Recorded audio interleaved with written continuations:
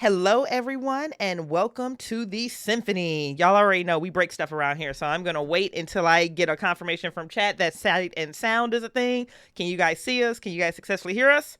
Is that a thing? Is that a thing? Is it a thing? We Doc good. says we're good to go. Amazing. Guys, welcome back to the Symphony. Symphony Entertainment, Gaming, and Arts is my gaming company that focuses on horror systems, indie games, organic content, and player agency in an attempt to bring a symphonic approach to horror role playing. I am your host, Bridgett Jeffries, and this afternoon we are playing episode 2 of Ascension, which is a mini campaign that I wrote for Alien the RPG, a role playing game published by Free League Publishing. Again, this is a campaign that I wrote back in 2019, 2020, when the world had ended.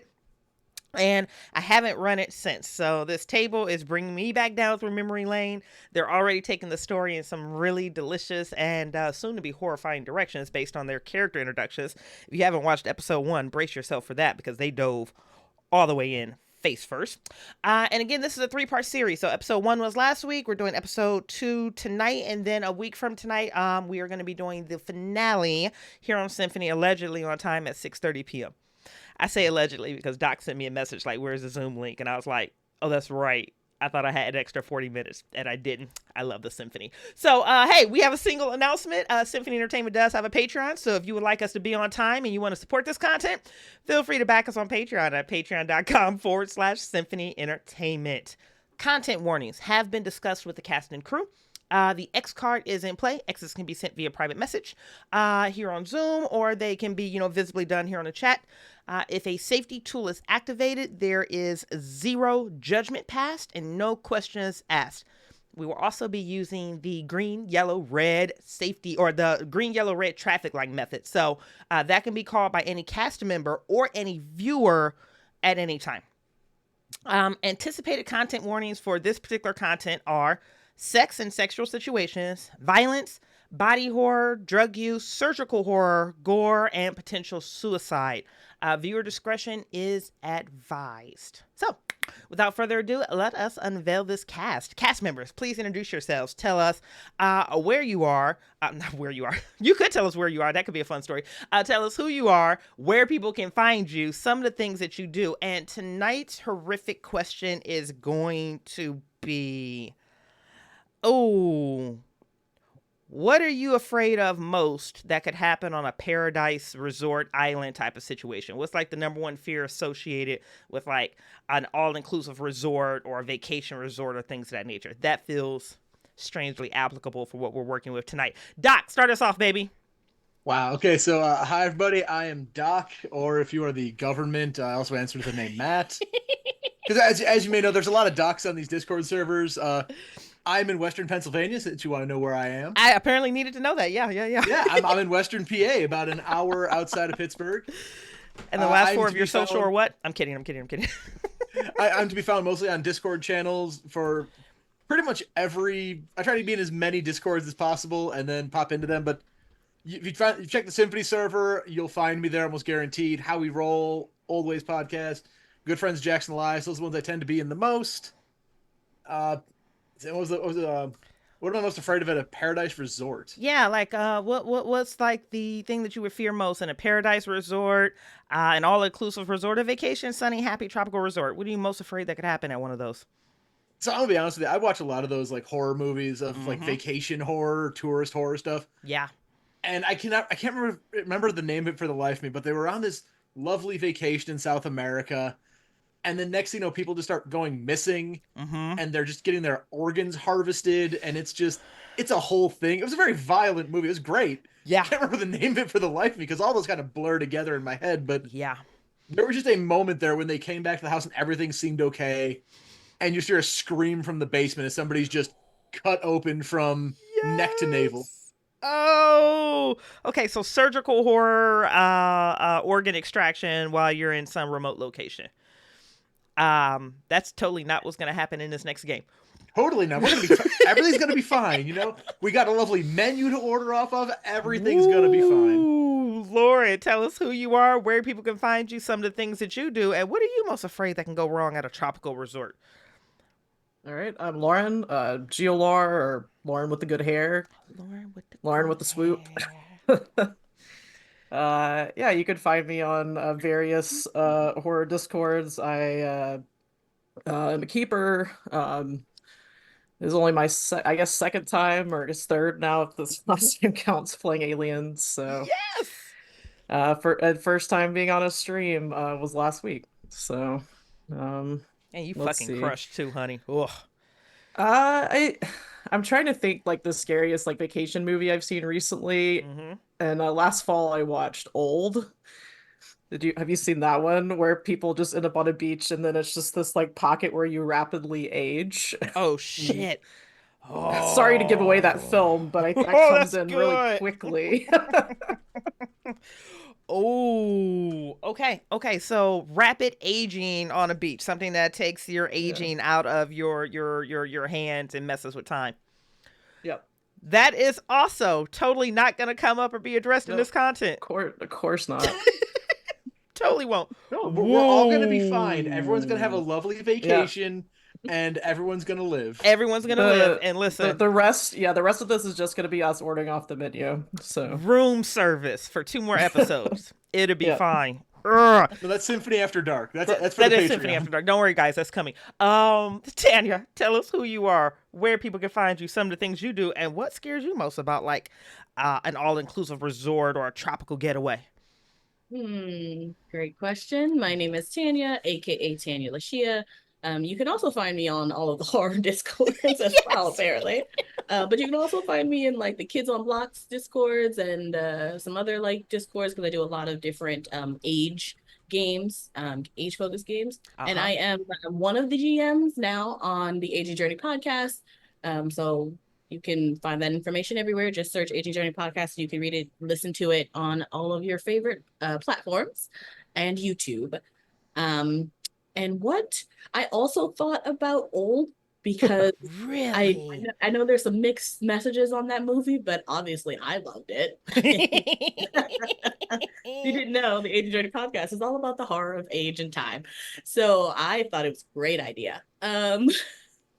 But I did mostly think about I don't want to spoil it because I think what I'm thinking of is the actual spoiler, but I'll just say going to like a vacation that you think is just a regular vacation and you're enjoying yourself and then you slowly start to figure out that you're like changing, like there's things that people are putting in Ooh. like your drinks and your soup and you don't know it and you start to turn into something else.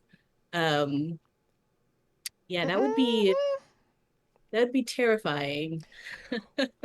And that's totally not going to come up in this content either. Wow, Of guys, course that is not. brutal. So I'm terrified that surgical. Bridget's like taking notes right now. No, that's the problem. Y'all are taking notes off of my existing notes. Everything is gonna be fine. I love you guys, and we'll see each other on the back end of all of this coincidental fear work, which is absolutely hysterical. Everything's fine. You guys are getting ready to order off wonderful menus. So, let me reopen a doc that I just closed. So, guys, without further ado, let us hop into the content for episode 2 of Ascension. What we are going to do right now is cast, if you can hit me hard and hit me fast in under like 120 seconds, bring us up to speed from the point that you picked up cargo from Jana to where you are right now. And this can be like, hey, you talk to each other and just kind of like refresh each other, or you could just call out like a favorite memory from the last session. Both of those work to kind of like re-stimulate or kind of like squeeze the oils and get everything back up to the surface. Okay. Well, I'm Nikki Marsh, the pilot, and I did one of the best landings you're ever going to see in your life. And now I'm popular. Obviously, that's kind of Obviously. normal. I am a friend, I guess you could say, to all, very charismatic. So you know, I have a decent rapport with everybody, including Jana, Yeah. even though she is a vicious woman. And now we did meet a new woman who I'm not the biggest fan of, Dr. Chance. Well, yeah, that's the nicest way I'll put that.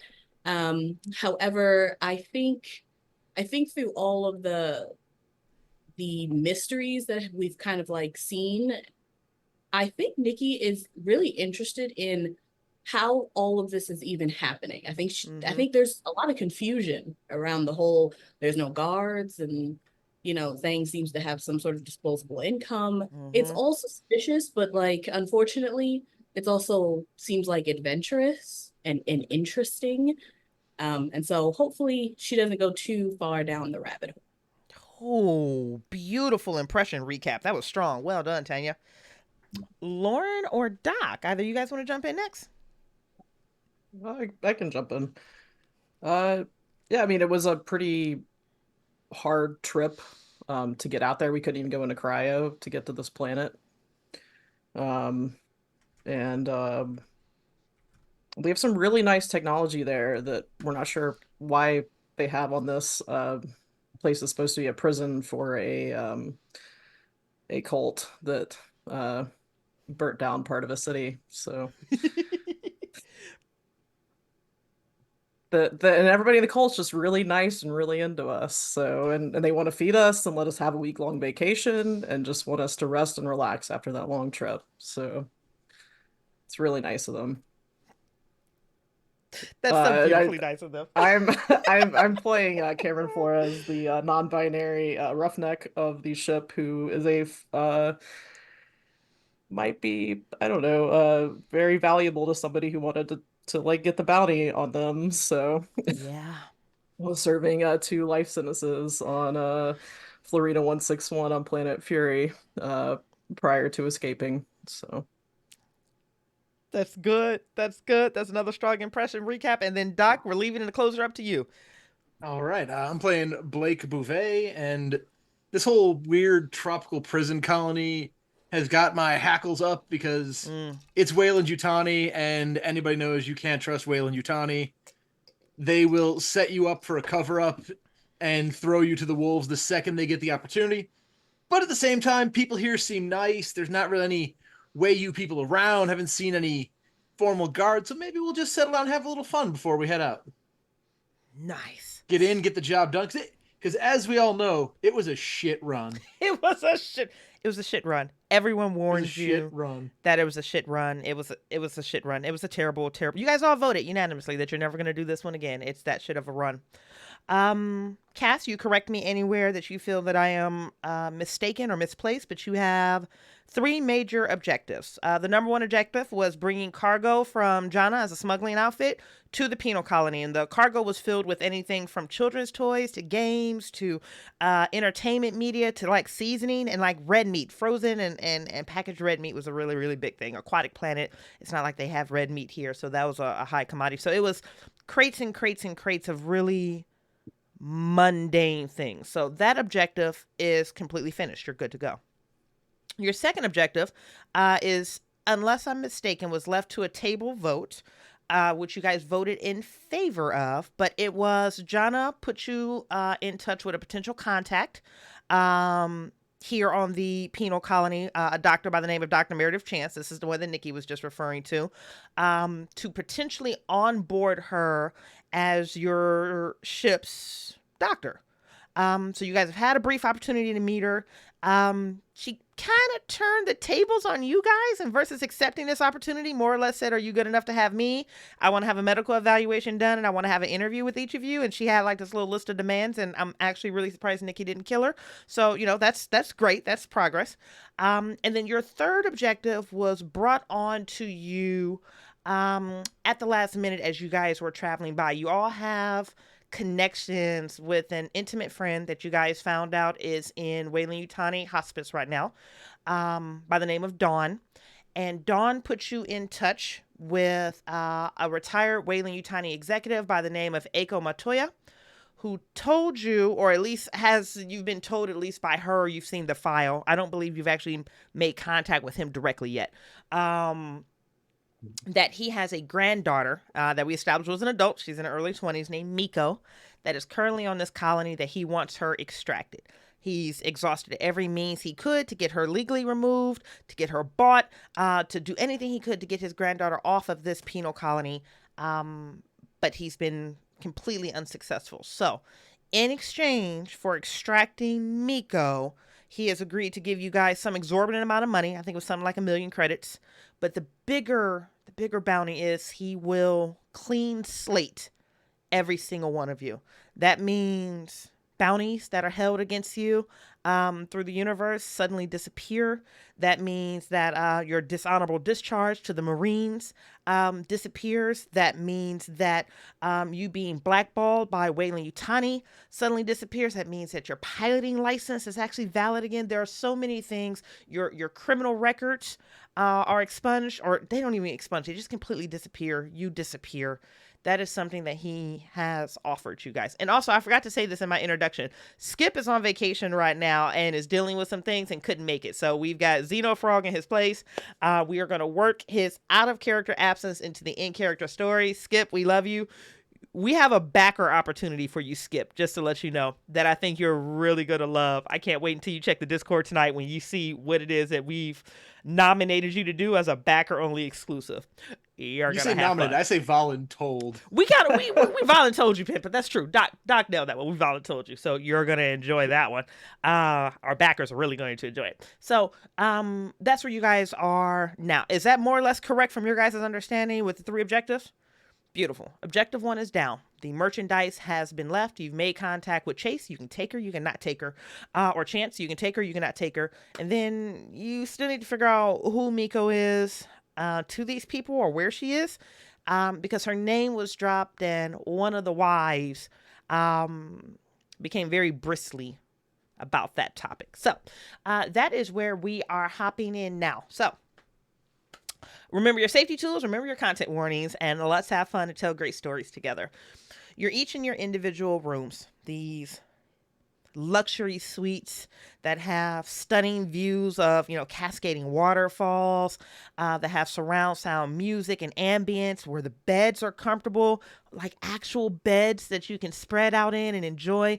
Room service is completely available to you guys, multiple types of room service. So if you're looking for alcoholic beverages, it's things that they obviously distill here, so it's a little bit stronger and flavor profiles are different than what you're used to, but it's organic, it's made from here. That's better than the processed shit that you've been drinking for the last X amount of months. They have food, and they also have a delectable menu of other offerings that you can literally just kind of scroll through on the menu, and you can order room service that will come to your room. It's hard when the airlock seals on your room and you're looking around not to feel that stress fall off of you. It's hard not to immediately think, wow, it's quiet. I'm grounded. I have access to fresh food. I have access to fresh water. I have access to all types of entertainment. I don't think any of you guys could afford to stay at a luxury resort. I mean, I understand this is a penal colony, but I don't think any of you at your current, income could afford to stay in a room this luxurious. And you're looking at the environment outside, and it's just one of those things you can feel the stress being pulled off of you as you're here. And to my understanding in the pre-show, the 3 of you are ordering very delectable things off of the menu. So what I'm going to do is do the game introduction as the door swooshes open, as your catering has arrived. So we're going to start with Nikki Marsh. Wherever you are in your room, you get the ping, the room, lights with the dim green glow to let you know that something or someone is at your door. And you know that your menu offering has potentially arrived. Please tell us what you ordered. So I'm going to go back in time a bit. Oh, let's go back. To set this up. Yeah, let's do it. Because I did send a personalized letter, handwritten letter, specifically to Zhang. Yep. And I assume it got to him, and I will read that. Mr. Zhang, I feel I haven't expressed my gratitude properly. If you would accept it, I'd like to have a drink with you.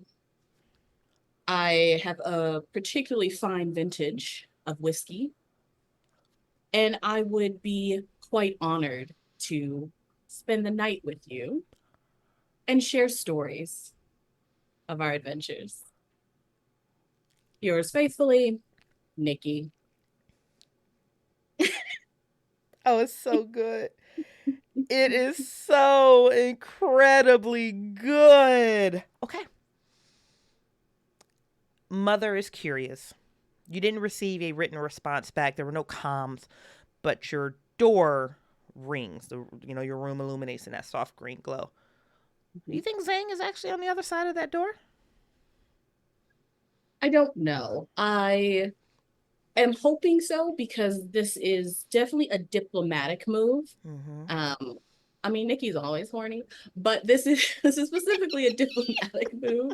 I do want to have a conversation with Okay. Zhang, almost like a little date, if you will. Yeah. To kind of butter him up. But she's very curious about why he has money, Yeah. where he gets that money from, and she's wondering if he comes over, they have a couple of drinks, they're just chatting. I mean, there's a bed, so if we can, if that happens, not If that happens, it happens. all right. If that happens, it happens. Oh yes, this is good. But she's not sure. I think she thinks two things will happen. Either he'll send a wife as a response, like as a thank you, but no thank you. Yep. Or he'll come himself, or if she's lucky, he'll bring a wife. Oh God, I absolutely love that. Oh, I absolutely love that. Okay. All right. So here's what we are going to do really fast. I am going to pull up a character sheet really fast. And here's what I need from you, babe. Can you roll me? Actually, no, let's just do this one real fast. Roll me a 66 and let me know how many successes you get. I'm just going to call this a random luck roll.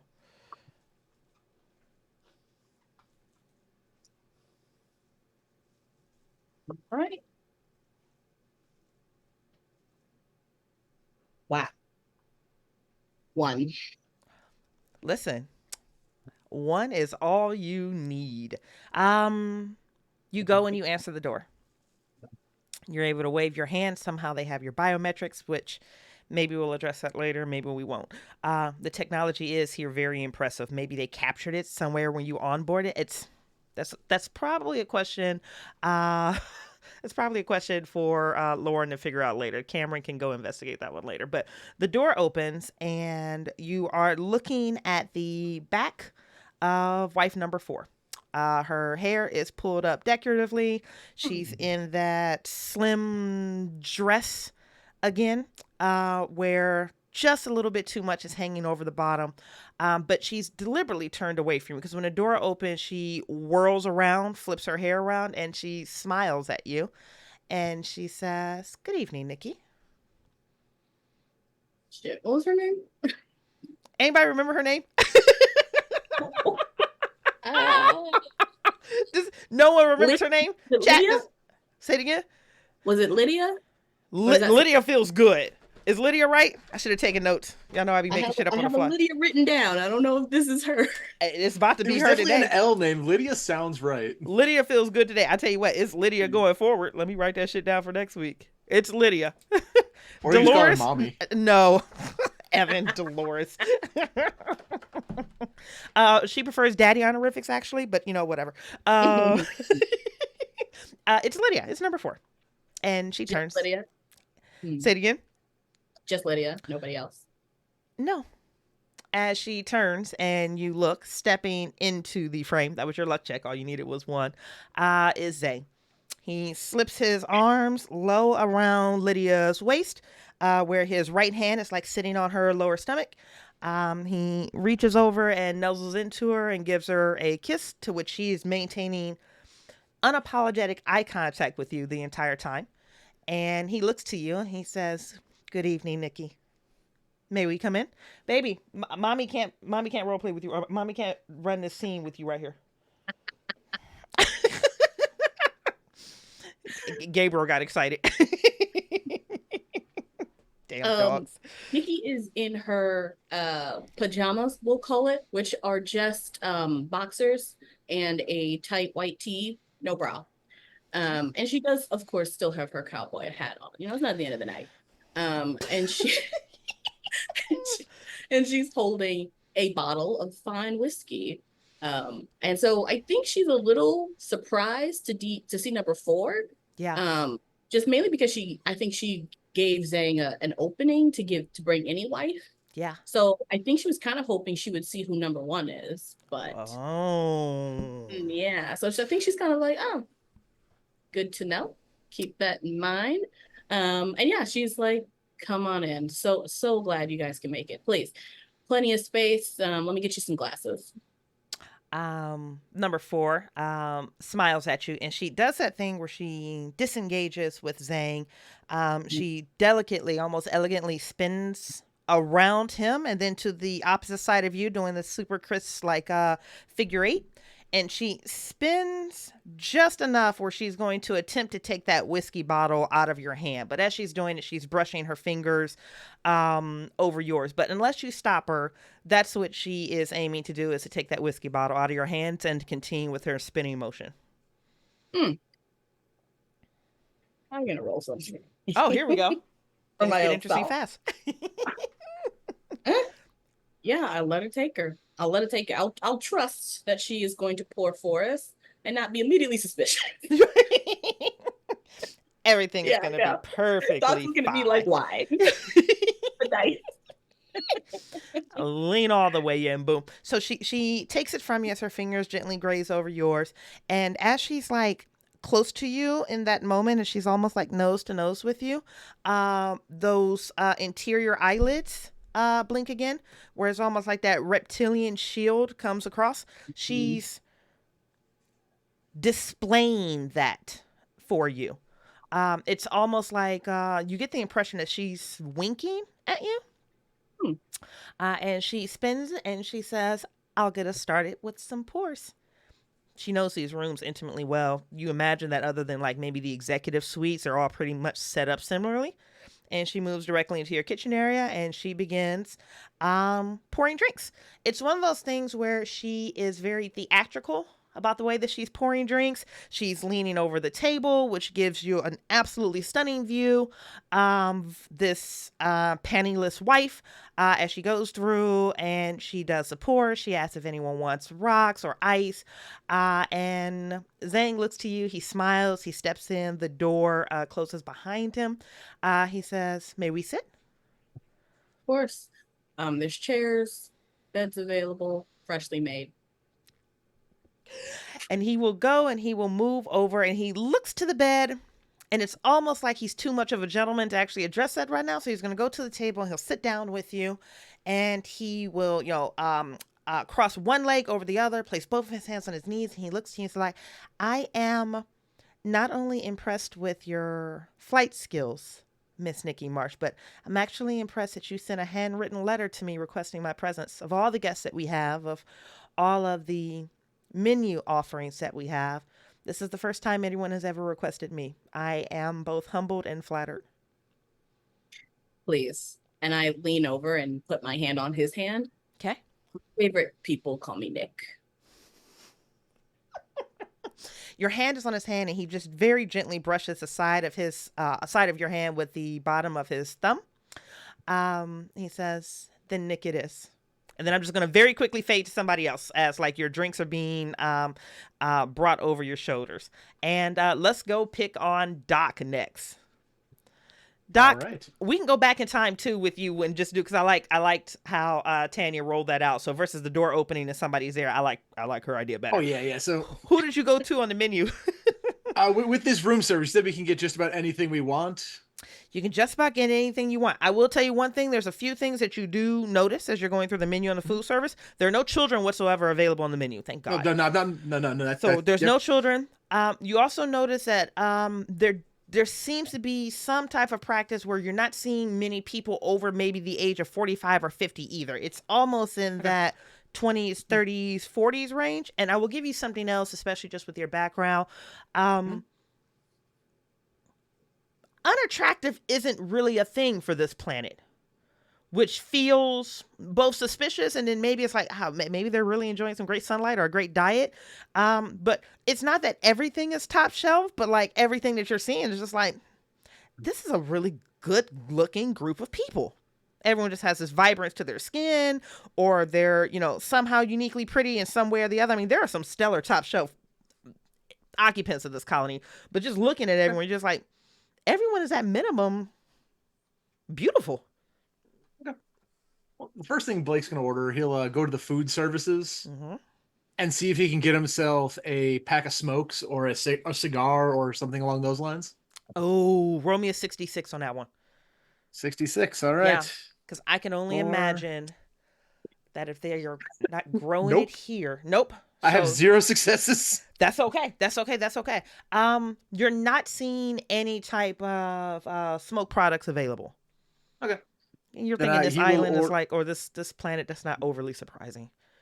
Yeah, I mean, it's a water planet. Yeah, they probably don't have much tobacco, things like that growing. Yeah. So he'll kind of just mutter to himself a little bit and order the cheapest bottle of whiskey off the menu. Like, if it looks like it has tiers, he's not just going bottom shelf. He's going like a bottle of rail whiskey. Like, he wants the stuff that people are embarrassed to have in their home. Got it. Okay. So this is the low-end, bottom of the barrel moonshine version of alcohol quality. Okay, that's no problem. He kind of looks around. He sees that this is like this luxurious resort. Yeah. That's not what he wants right now. Okay, you're going for a little bit more raunchy. A little more raunchy. And a little raunchy. He will, as soon as he will place a second order after the whiskey arrives type deal, if possible.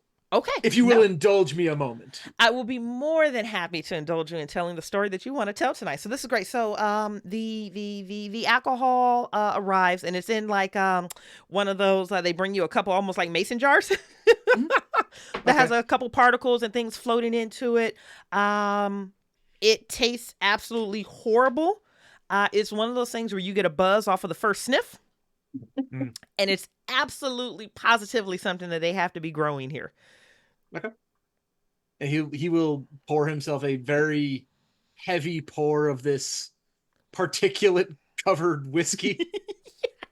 Yep. And then return to the menu, and he looks at the special menu, shall we say. The special menu, yes. And he's kind of flipping through a little bit. And he sighs, flips again, and sighs. And in his face, you can see it's not that he doesn't know what he's looking for. Yeah. It's that he doesn't know if what he's looking for is something he could get from some of these people. Oh, interesting. Okay. So he will dial up, let's say, a redhead. Just okay. He looks at the catalog a few times and just winces every time this whiskey touches his nose. Yeah. And eventually just dials in for a tall redhead. Okay. I like this. So, you are able to dial in for the tall redhead, and it looks like your order is confirmed. It even has like an ETA, like an arrival. Nice. We got Uber room service. Got it. You've got Uber room service. Yeah. It gives you an anticipated arrival. You can see what the redhead's offerings are. We're going to go ahead and call this redhead Molly. Molly. Okay. And as he's waiting for Molly to show up, he will try to see if there's like a bathrobe or something he can find, something more comfortable than just his traveling clothes. Gotcha. Okay. So he's getting comfortable. Yeah, getting comfortable. And I have a question for you. What was the personality flavor profile on the profile for Molly? What did it say about her personality-wise? A strong personality. To be a bit crude with it, the term Dommy Mommy would come to mind. Dommy Mommy feels good. I like that. So, strong, assertive type of personality type. Very assertive. In your profile, were you specifically looking for kink, or were you just going for the flavor profile? More the flavor profile. Okay.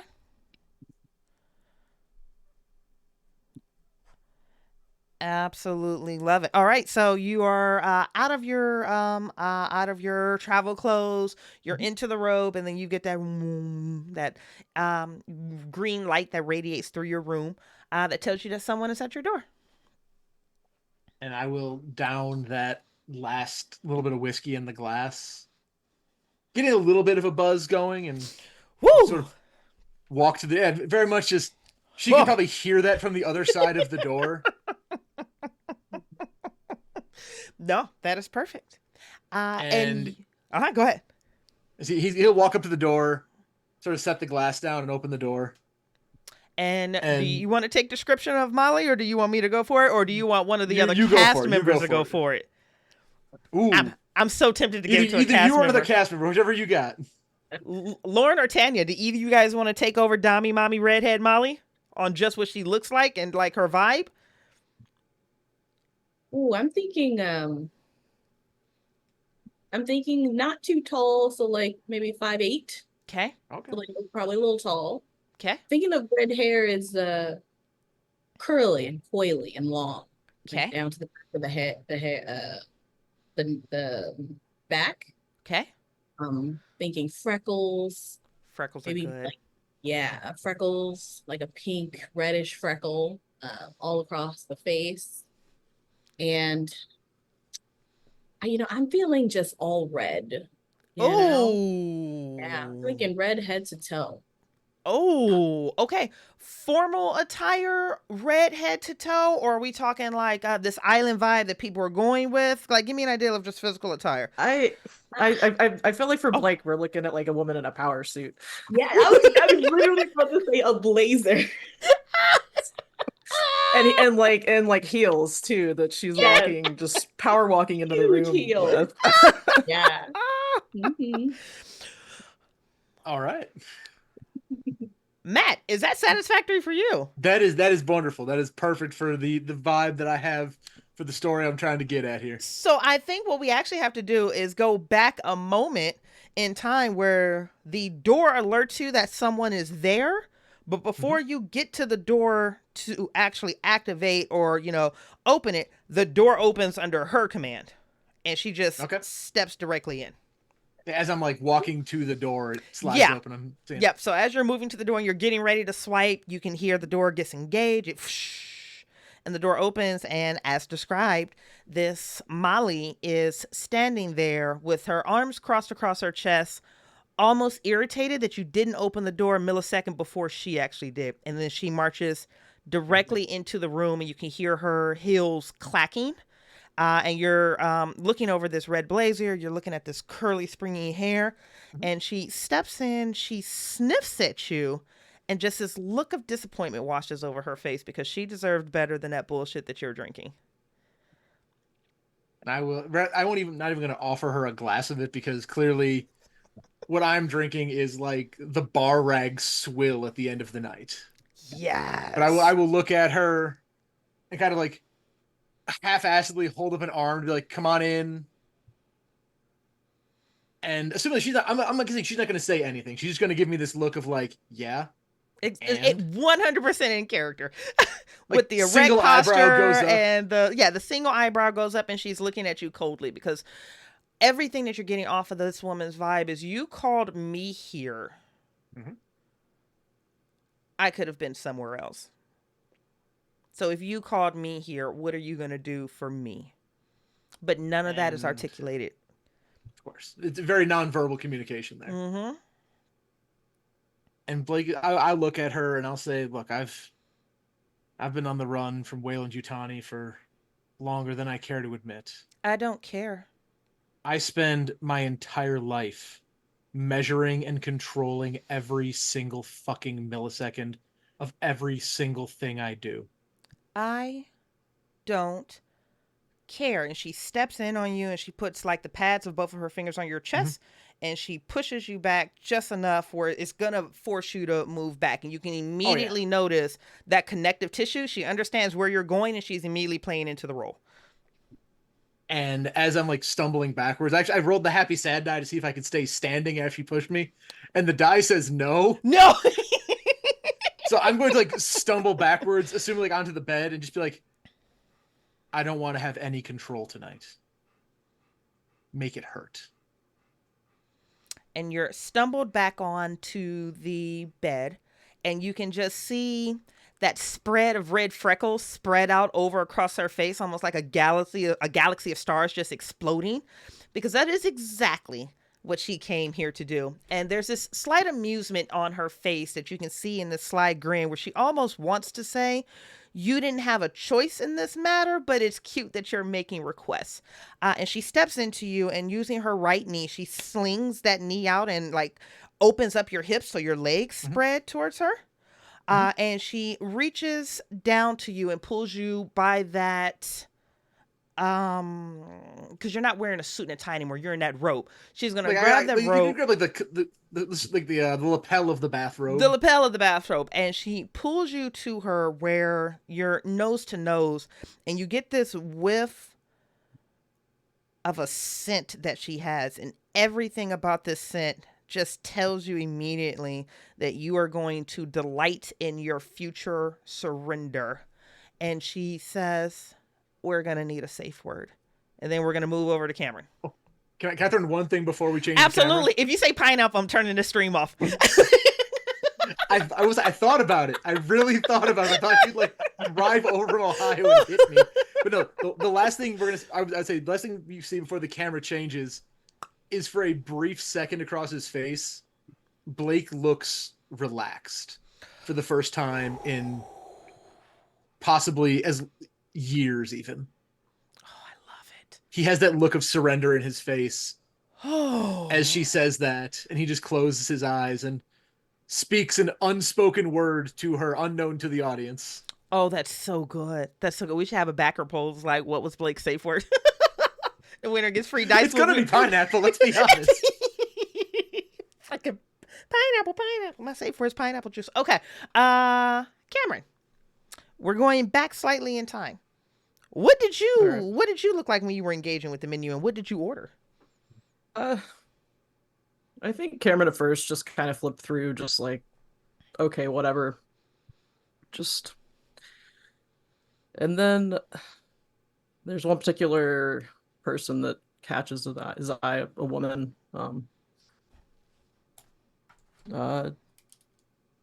Attractive, but not like a stunner like some of these folks. Just pauses, looks at her, then starts to see what options go with the people.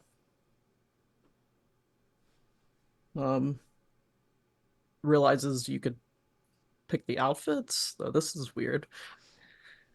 Ends up, I can also type out a scene. Oh, okay. Yep. Scene requests are our thing, and then right there. So they land on girlfriend experience. Okay. School teacher. Oh God. Okay. And type out a scene where your boyfriend is home early from work, or significant other, and you've just come home from your job teaching in a colony that is a mining operation. Okay. Your significant other works as it's way too detailed. Oh no, I absolutely love it. Like Cameron is going full narrative mode. Like, oh wait, we're here, and then oh no, not mining. Let's do this. No, okay, this is good. Yeah. No, it's definitely definitely like thinks about changing details, but then like no mining. Okay, cool. And your name is Kate.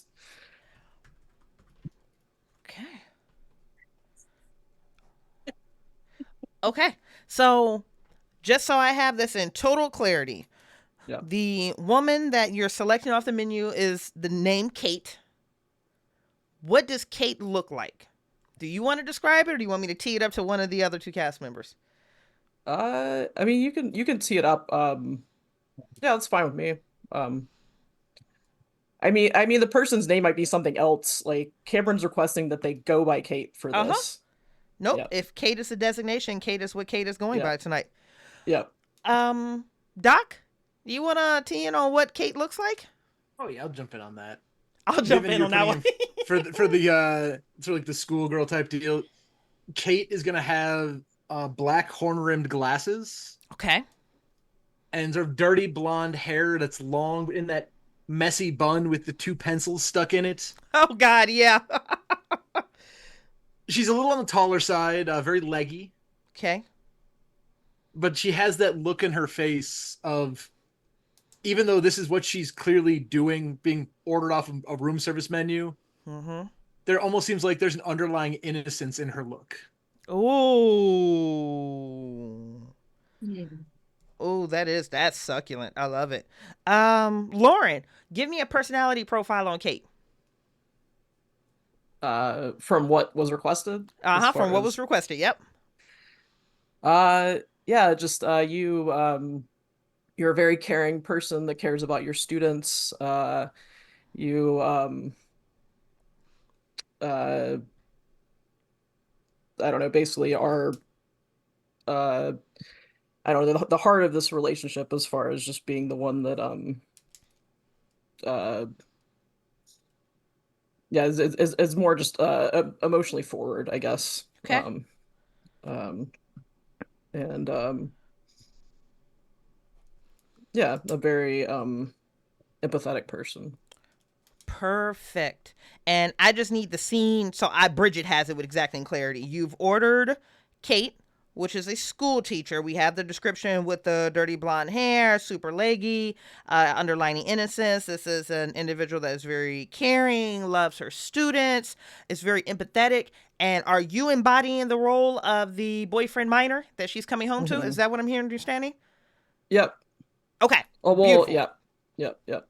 I just wanted to make sure that I understood that perfectly. Okay, beautiful. You are in the room. You're getting prepared, and or maybe you're not getting prepared, but you're in the room and you get that whoom whoom and Yeah, that green light. Cam actually makes a note saying like and I'll be showering after a long day at work. Oh, I love the detail of the scene description. That is so amazing. So the proximity alert from your door opens with Yeah. the wom wom. You did get a couple messages back, which the other two people did not get, but you got a couple like inquiry messages back where basically the caterer is asking what is the key phrase that Kate usually says when she walks in the door to notify you that you're home. And what specifically are you looking for out of this scene, if anything? If there's a high note that you want her to hit, the caterer is asking for that information. Gotcha. So first one, what does Kate say typically when she walks in the door? Basically, though, what's the equivalent to the honey, I'm home? Yeah. Um hmm. I would tee it up to somebody else right now. I'm kind of drawing a blank. Oh, chat, unless one of us beats us to it, you can throw something into the chat and Yeah. let us know what Kate says when she gets home. Otherwise, Doc or Tanya? Because I'm going to go with something super cute and cheesy, which is basically she always walks in the door and says, I miss you. Hmm. That's good. Okay. Unless chat comes with something different, that's what I'm going to go with. And then, Cameron, what was the one high note that you guys definitely want to hit in this scene? Uh yeah, I mean they do write in like yes, like a like an afternoon, like before we even eat dinner, um like he actually writes in like love making. Like Oh, it's very innocent. it's so adorable. I love it. I love it. I love it. I love it. I love it. I love it. Okay. So the proximity alert goes off while you're in the shower. You can hear movement in the suite, and you're hearing a few things. You hear, it sounds like Kate has brought something into the home. You're getting the idea that it's either baskets or paper bags or crates, but you know that sound of like sloshing bags coming together and then like a table or a bag of something hitting the table. You hear that. You hear the television in the room or the digital monitor or whatever media you have playing get turned off. You can hear the electronic whirl of like the blinds and the things that like open and close towards the cascading waterfalls outside. You can hear those all open, and then you can hear footsteps approaching the shower, and just from the opposite side of the shower you can see the silhouette of what you're assuming has to be Kate. The one thing that's giving away off of the physical shape that you saw were the two like almost pencil chopsticks that are in the messy bun in her hair. And she approaches the shower and the door swoops open and she is standing there in her standard work uniform.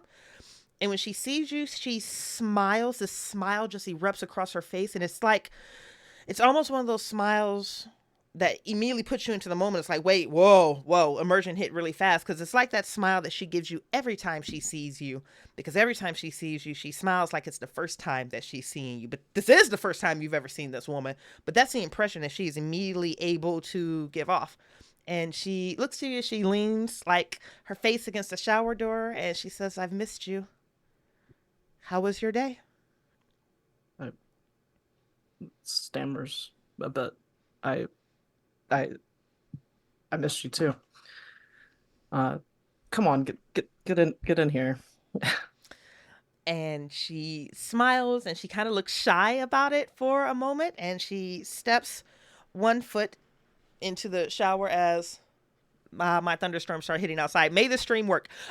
She steps one foot into the shower, and she looks to you and she says, do you know what I missed most about you today?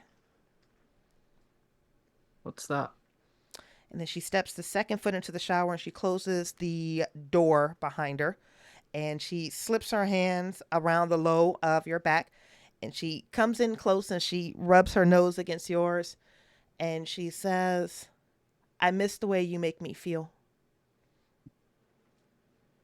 And she leans up and she kisses you.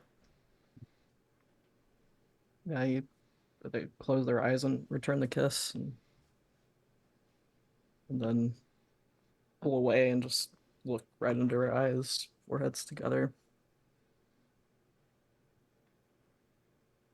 Do you want to talk me through what's wrong?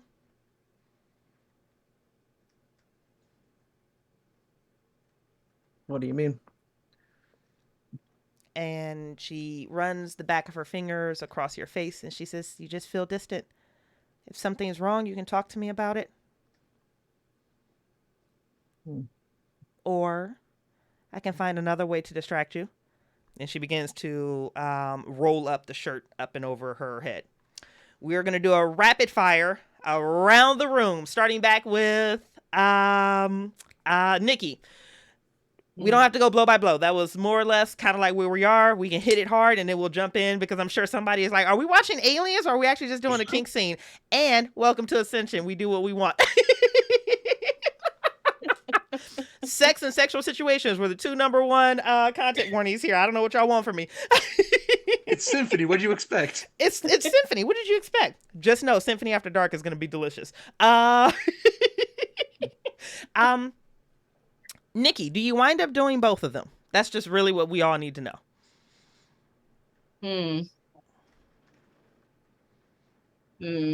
That's such a easy question. No. That's such an easy, and 4 offers multiple opportunities. She's more than happy to do you and Zhang can watch. She's more than happy to do Zhang and you can watch. It's really your night and they're just here to show gratitude. Oh, Andy, you walked into some funniness. She will, okay. But I think she wants to. I think perhaps the night doesn't go exactly how she was planning. Okay. Perhaps they just drank a bunch and got right to it. However, she was wanting it to be somewhat diplomatic in terms of her getting some information. So I think she's gonna try to go a little more sneaky, and like, put them to bed. You know what I'm saying? They need to be out. They need to be asleep. Okay. So I think she's focusing on that. Okay. So that maybe she can do some stuff while they're asleep. Oh, no, I absolutely love this. So you're able to put Nikki getting that diplomatic boom boom. So no, you're able to enjoy the company of both Zhang and Lydia, and then you are able to get both of them to sleep to something that feels like they're both asleep. Lydia is definitely asleep. I won't even make you roll something for this, but you feel like Zhang may or may not be. Snap.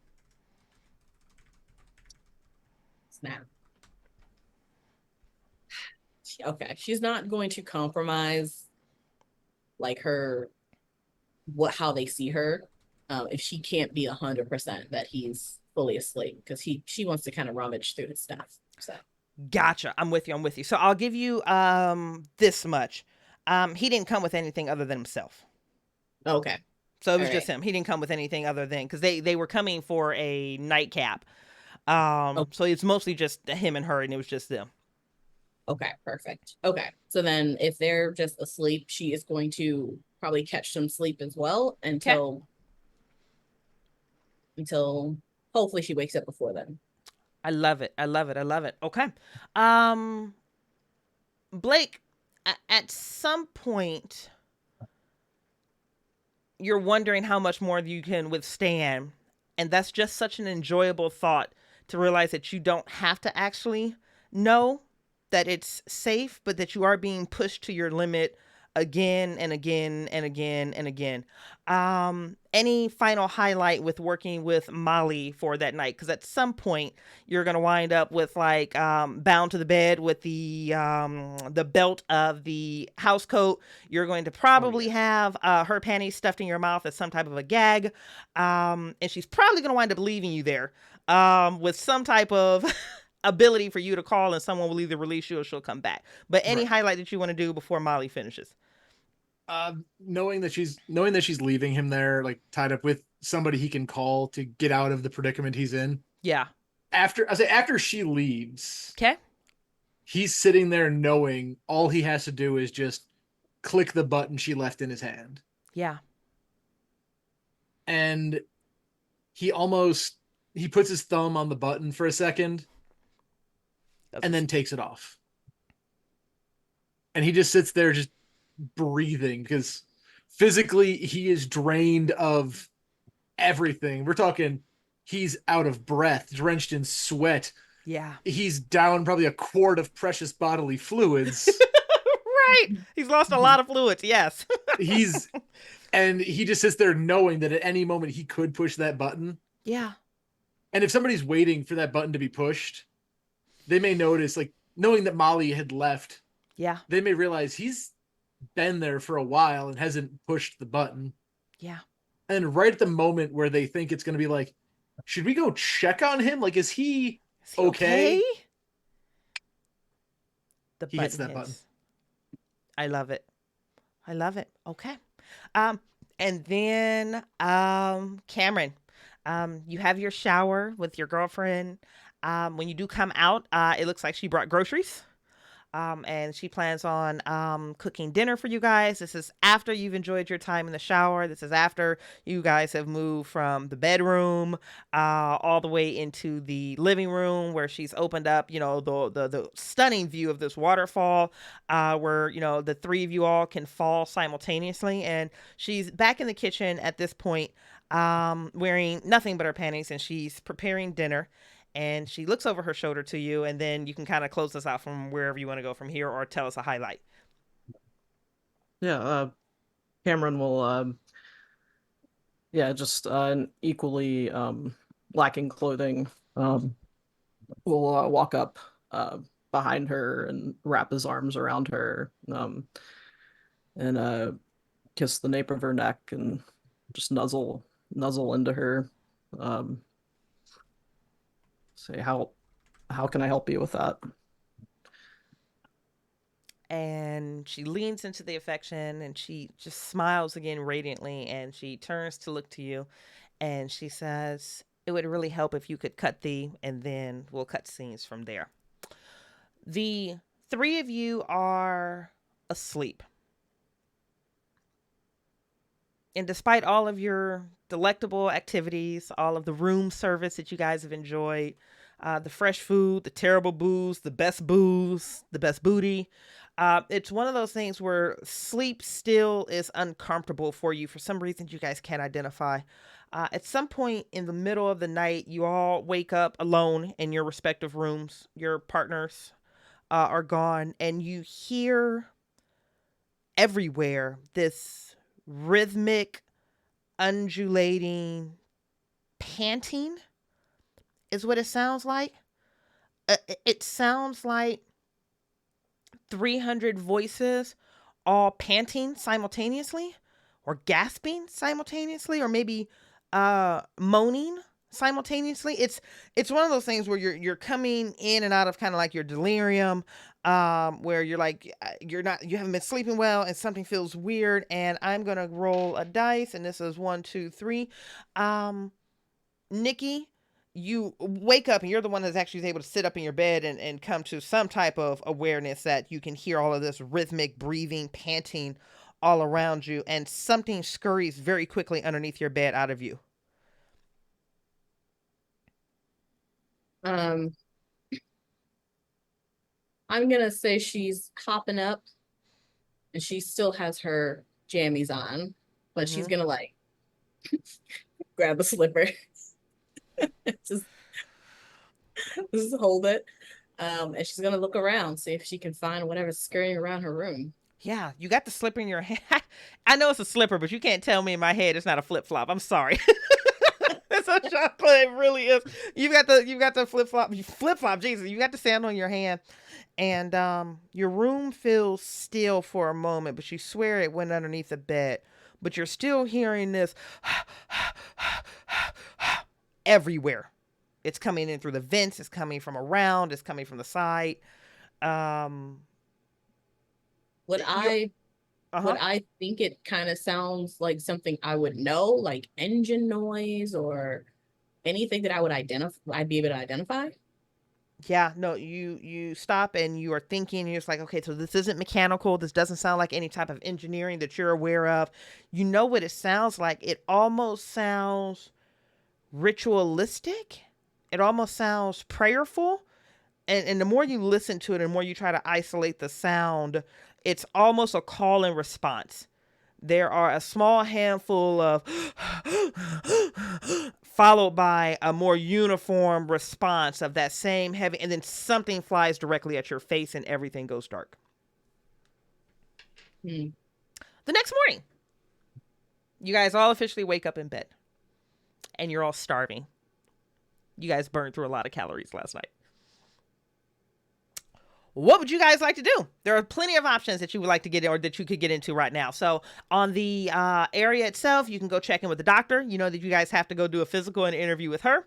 There's a recreational room. There are breakfast rooms. Or not breakfast rooms. There's a meal hall. You have lots of different options of the places that you can go. And then just kind of like a reminder, I'm going to show this to the chat.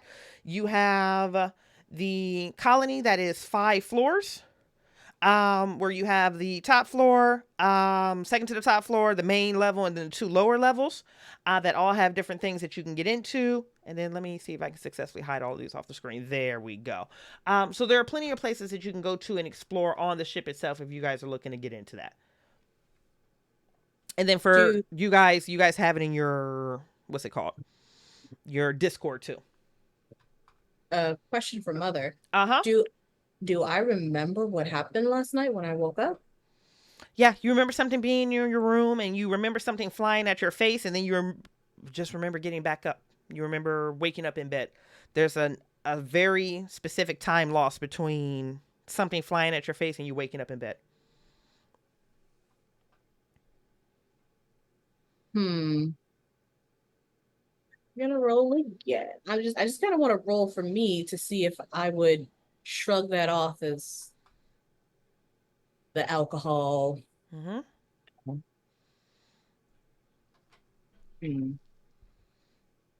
I think I would immediately go to see if Blake is awake.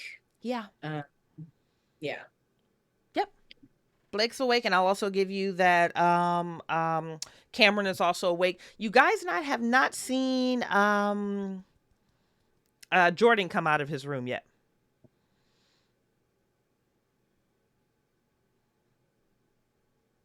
I will knock or, ring the doorbell at Blake's. Blake, same thing. Warm green glow. Warm. Before Nikki shows up, am I able to order a room service for breakfast just to have it in the room? Oh yeah, for sure. Okay. Because I say Blake is going to order an omelet and a cup of coffee. Okay. Just something real simple. A big pitcher of orange juice, Yeah.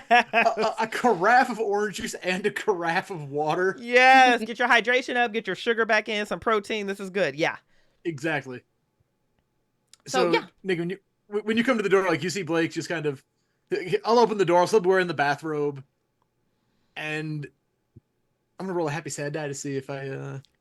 Yeah, die says go for it. You notice that like right beneath one of his eyes, it looks a little bruised. I'm just gonna be like, okay, had a good time. Glad to Yeah. see it. And he'll just look at you and say, you always wonder, you say, I never give you any play, but I don't think you can handle it. Nikki looks offended. And as he says that, Blake will kind of like give her a little wink and be like, "You want some breakfast? I ordered room service." And you just see like a massive plate of food and just the 2 carafes of orange juice and water and a giant cup of coffee. Mm-hmm. I think you see that not only did she not eat anything last night, she's not really interested in eating this morning either. I think she was kind of like playing, jokingly going back and forth with you for a second, but then she's kind of looking around your room. So after everything good, everything went well for your night. Everything's great. I mean, I'm glad I could give room service because, Good. whoo, Yeah. No, I hear you. No smokes though. I tried to get a pack of smokes. They didn't have them. Really? Fucking water planet. This is why it's a shit run. They make you fly all the way out here. You can't even get a pack of smokes. It's a shit run. Do I see anything in his room as I'm looking around? No, his room looks clear. Looks clean. Clean. Let's be honest. Clean. Clean is relative there. Clean. Like there may or may not be restraints still tied to his bedpost. Blake didn't but clean up anything. Yeah, so I mean, Blake he had did a good not time. put away anything. He had a good time. But no, there's nothing scurrying around. There's nothing atypical. There's nothing off about his room. No. She'll kind of look at Blake and like, okay, are you kind of ordering for everybody? Kind of getting the what is it, family breakfast? I mean, I can. Have you seen Cam or Jordan? Yeah. I'm gonna go to Cam's room right now and just see how they're doing. Let them know to come here, and then I'll stop by Jordan. Before they go, I'm just gonna say, you good?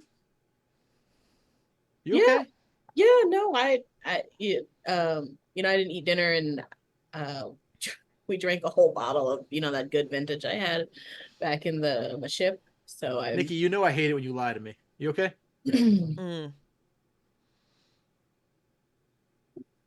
I'll tell you, I'll go get Cam. You stay here. Have something to drink. I'll go grab Cam. All right. And I'll before I go, I'll type into the pad to bring more food real quick. Yeah, no problem. You get the confirmation, message almost immediately back. Whoever is running the catering department is on they shit, honey. And I'll go pick up Cameron. Okay. Cameron, same thing. Warm green glow, the door, and you have Blake out there. Yeah, you see Cameron probably more relaxed than you've seen them in a while, and in a clean shirt. You're like, didn't know that they owned a clean shirt that didn't have grease on it, and then they're digging out another shirt out of their bag. They're like, we're on vacation. Yes, Lauren. Yes. Look, listen, that's how you stream, okay? That's dedication. When you change clothes on stream, that's when you know you're a professional streamer. I haven't even done that shit yet. But Cameron's definitely allergic to sleeves. So.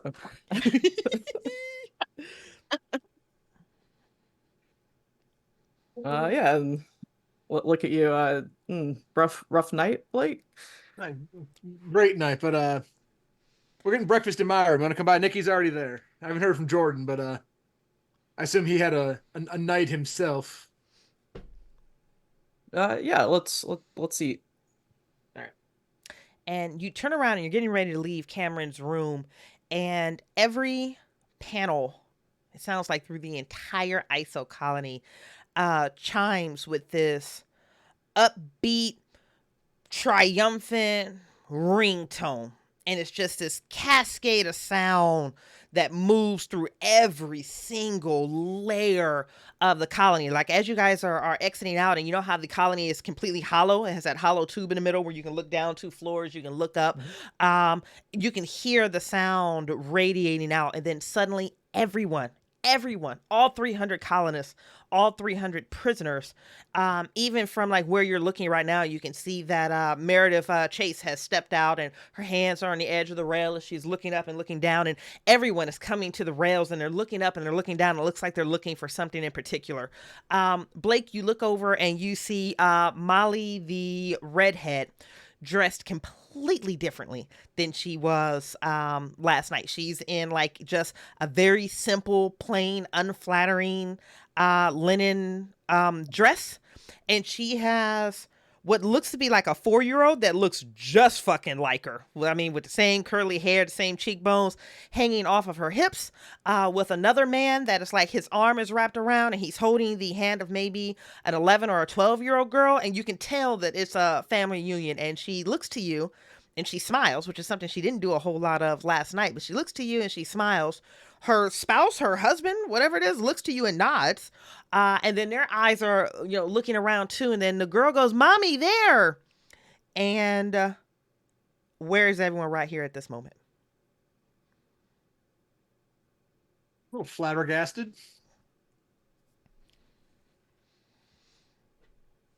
Both in and out of character there. that was a visceral reaction to that description.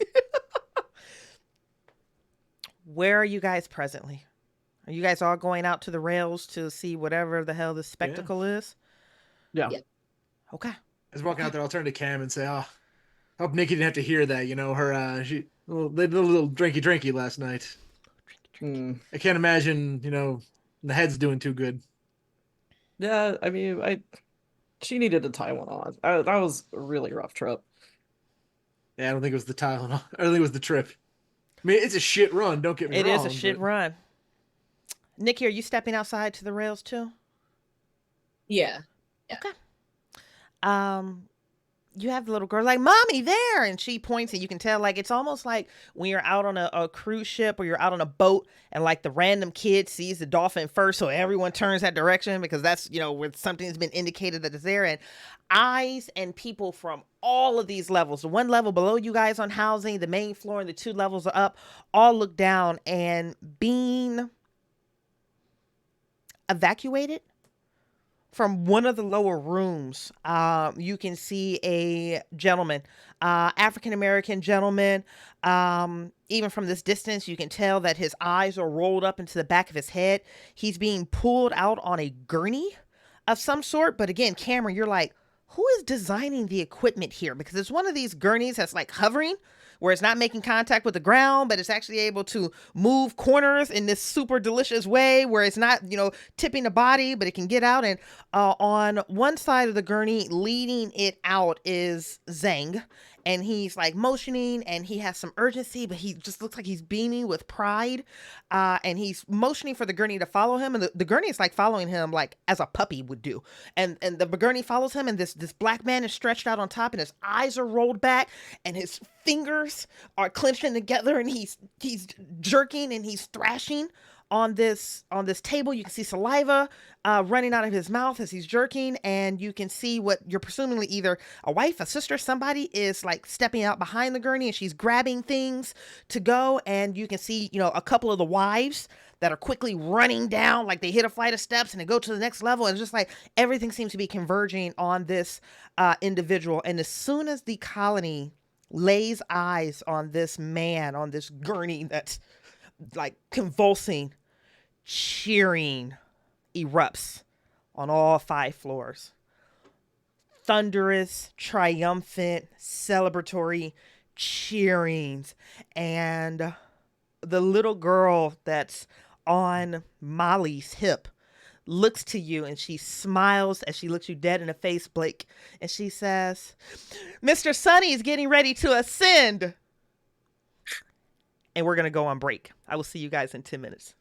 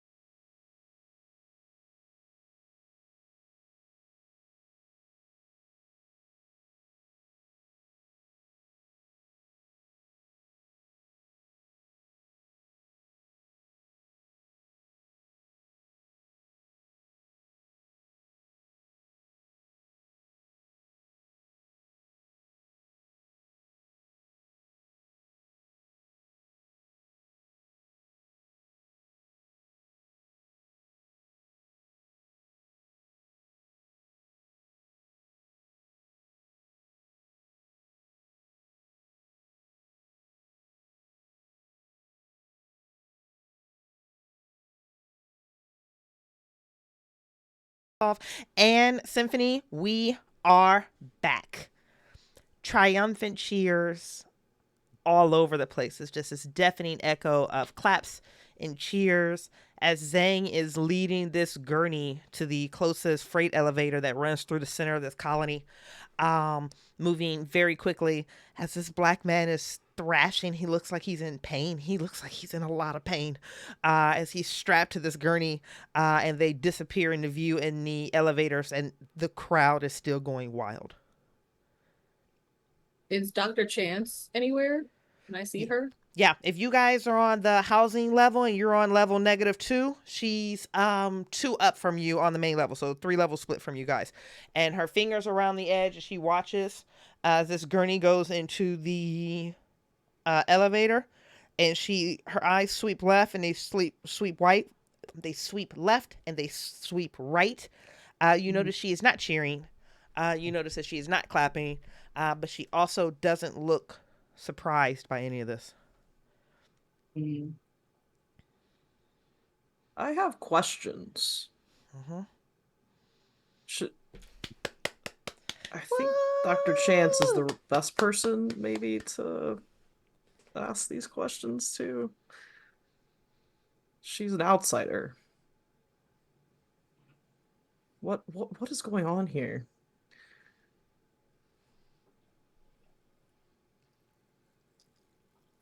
Bridgett just sips on her water. Yeah, some good water too. That was ice cold, Bridgett. I love you so much. It's so good. Like, yeah, what are y'all gonna do? I'm gonna walk up to Molly. Yeah. Kind of like she turns to you, rub and my she jaw smiles. a little bit. Yeah, she turns to you and she and smiles. not in the way of like I'm thinking, kind of like the yeah, remember what you did there? That's you got a 4-year-old in your arm right now. The fuck is that? Yeah. Moms do kink too.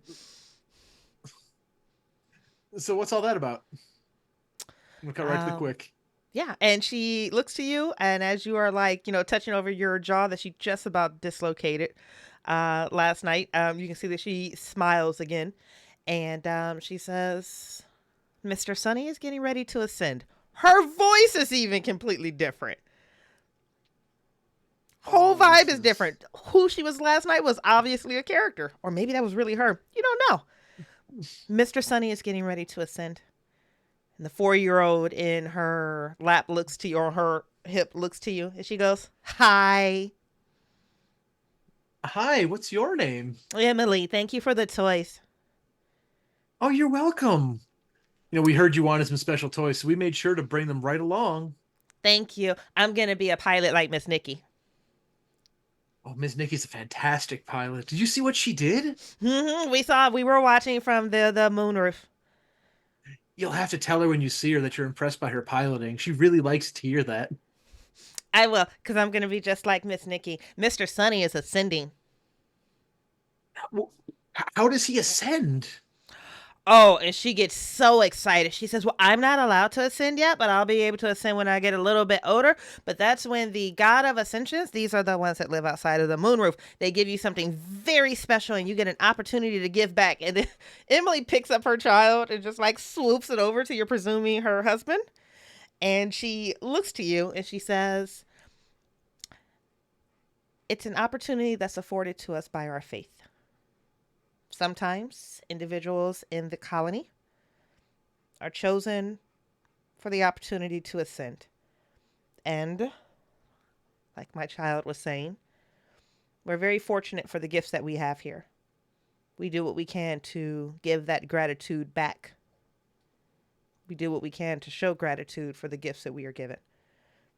Mr. Sunny has been chosen to demonstrate his gratitude. He'll be okay. He'll be back down later on tonight." Blake's just gonna kind of blink for a few seconds because, is this a penal colony? It is a penal colony. Now, it's all populated with the same cult, but it is a penal colony. Yep. Yeah, Cameron just shakes their head. What are these people drinking?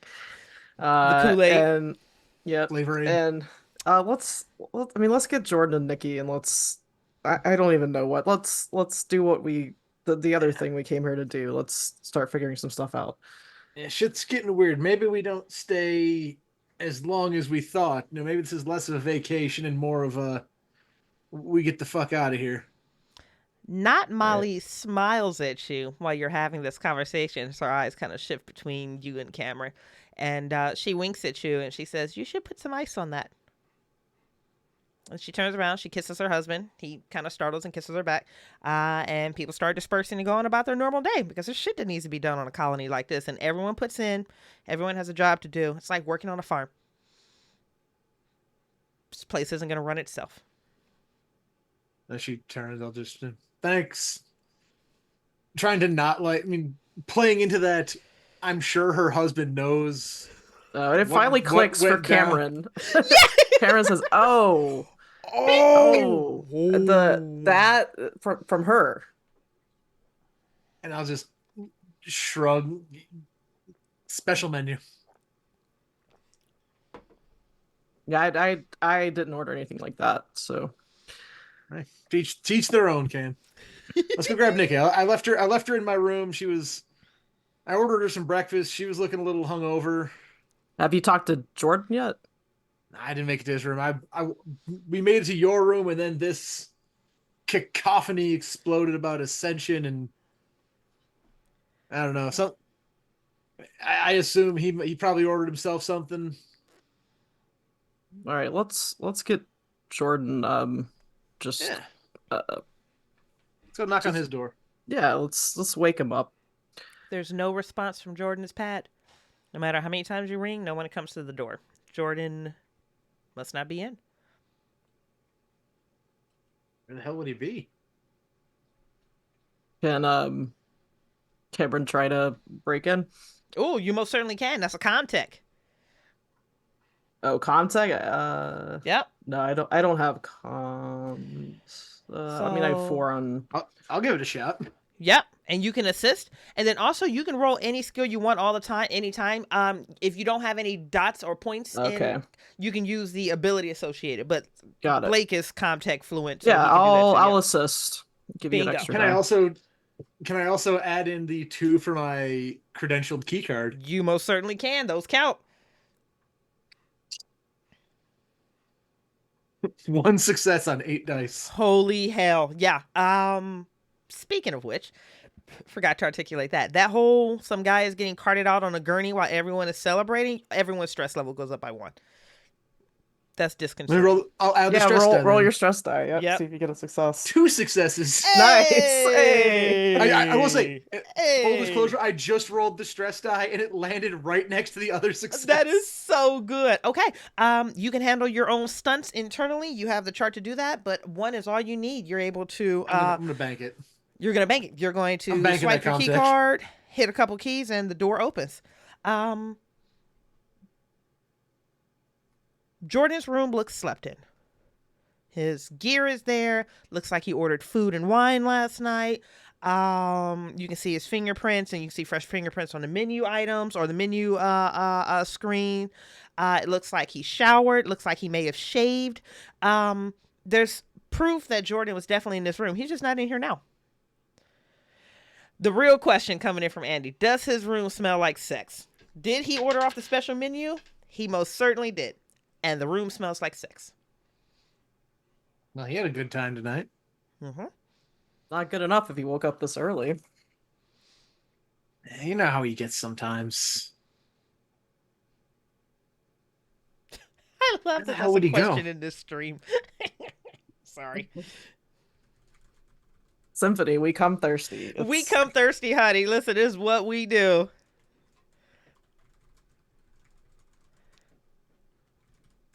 Do we yeah, have any way to like call him on a radio or communicating device? You guys don't have individual pads provided by or individual like data transmitters provided by the Okay. colony, but I would say you guys have one. Yeah, you can absolutely ping him on his personal data transmitter. Yeah, I would like to do that. no response. It's on. It has power. No response.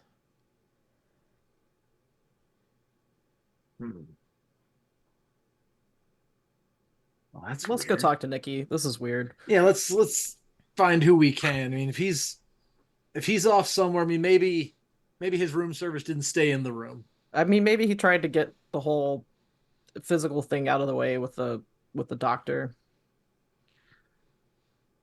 Yeah, turn your head and cough. Yeah. You got to pay extra for that some places. Not here I though. mean, she was not on the menu as far as I saw, so And No. I wasn't looking that deep at it, but you're probably right. I mean, it seems like. And as he says it, he'll look back down the hallway toward where Molly left from. Yeah. So, shall we get the party back together, Cam? you getting attached there, Blake? No, it's just. I'll tell you. I'll tell you later. Okay. I'll tell you. I'll tell you when we get off this rock because something ain't right here. Bridgett, you're so subtle about it. I just Just no. no, there's not. Nothing is right. All right, so I'm gonna swoop the entire party back together. Where are you guys heading next? It can be as a group, individually, doesn't matter. If I'm gonna head back to Blake's room, Mm-hmm. but if I'm able to actually make eye contact with Dr. Chance, because I know I'm gonna say as I'm looking up and I'm watching her, Yeah. hopefully I'm able to get eye contact. Yes. I don't want to say anything, but I want to just go. So I just kind of want to beckon her to come to me. We're Oh, on I our like this. yeah. I like this. She looks over the rail and she makes eye contact with you. And she stares at you and you kind of do the come here. And she throws her head up like, did you just summon me? And then she turns around and walks away, absent any type of further recognition. She hates you. You're almost as sure as much as you hate her. Perfect. And then I'll go back to Blake's room. Come here. That's so good. I hope you guys become best friends by the end of this stream. Come back to my crewmate's room. All right. You guys are gathered in Blake's room. And Blake is immediately grabbing one of those cups of coffee. And maybe if there's a little bit of ice in the water, he'll start to like ice the bruise a little bit, like Molly said. Yeah. Just a little bit. Just a little bit. Nikki is checking under your bed. Oof. You don't want to know what you're gonna find under there. You're gonna find things that You're gonna find evidence of a good time. that's Okay. Good. Thank you for putting it diplomatically, Bridgett. You're gonna find evidence of a good time, but nothing suspicious. Nothing untoward. Yeah. But well, then she gets up and kind of readjusts herself. Like, okay, everything's fine here then. You looking for something there? It may have been the alcohol last night. Anyway, shove it in your bag. We can take it back to the ship. Do I have it? Do I have the bottle with me? Yeah.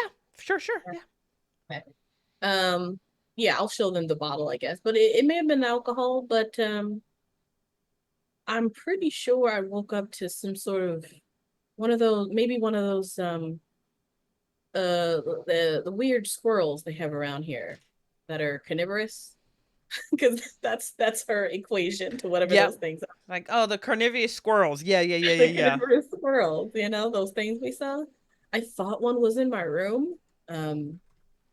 But I don't quite remember what happened after that. But then I woke up like normal, so. Sure it wasn't. I'll kind of take the bottle. Sure it wasn't this. Honestly, I don't know.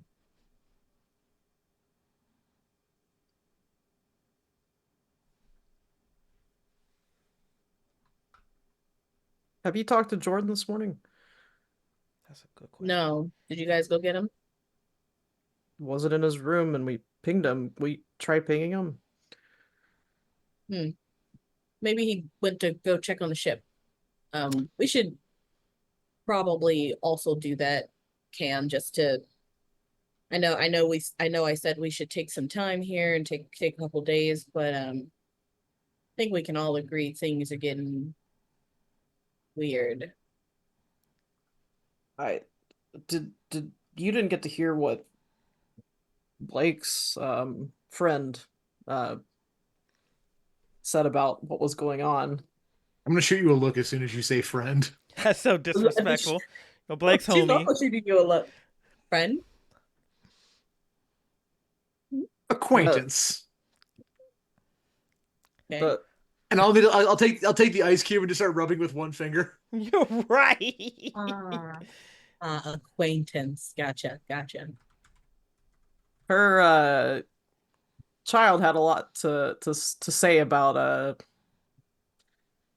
what was going on here. Kind of got whisked away.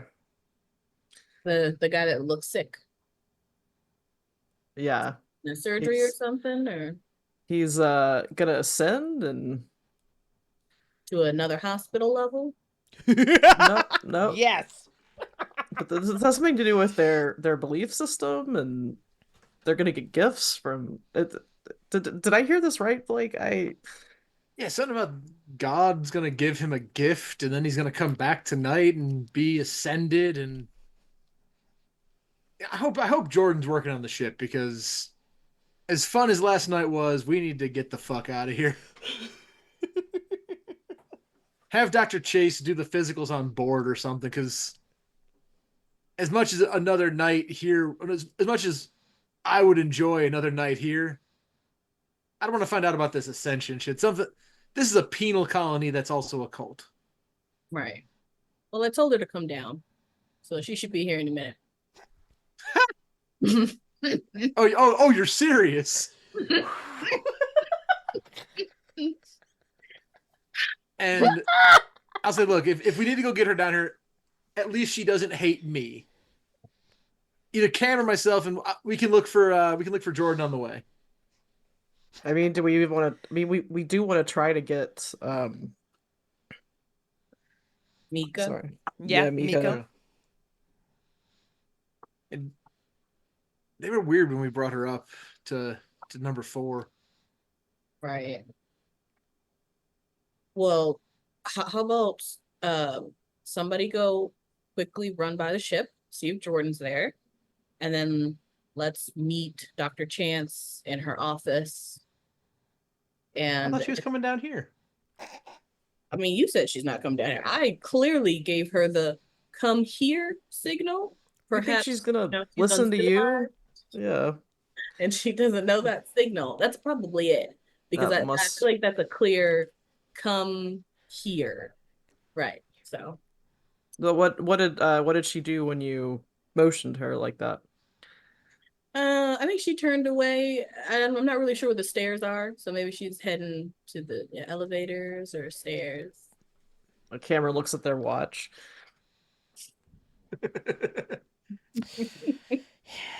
I think I'll just head up there. I mean, maybe I can convince her to, like, I don't know, not worry about her list and just get the F out of here with us. All right. Yeah. I mean, okay. You could just reiterate that that's what that signal means so that next time she knows. So That's true, because when she is on your ship, she better know what all of Nikki's signals mean. We have all learned that. Mm-hmm. Mixed, however they may be. Learn them fast.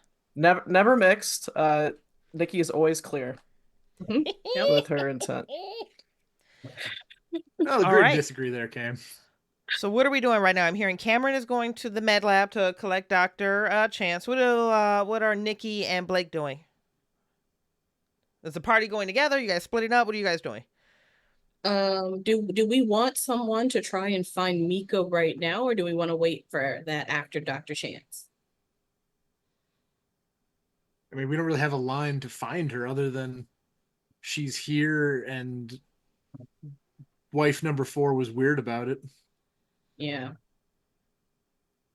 I think Nikki will run past the ship wherever I parked it. Yep, in one of the vehicle bay. Yep. She'll just run by and just quickly she won't even like go through the ship. She'll just go straight to the command bay and do an intercom. Yep. Of like, Gordon, where the hell are you? We're meeting, at Dr. Chance's office. We got things to do.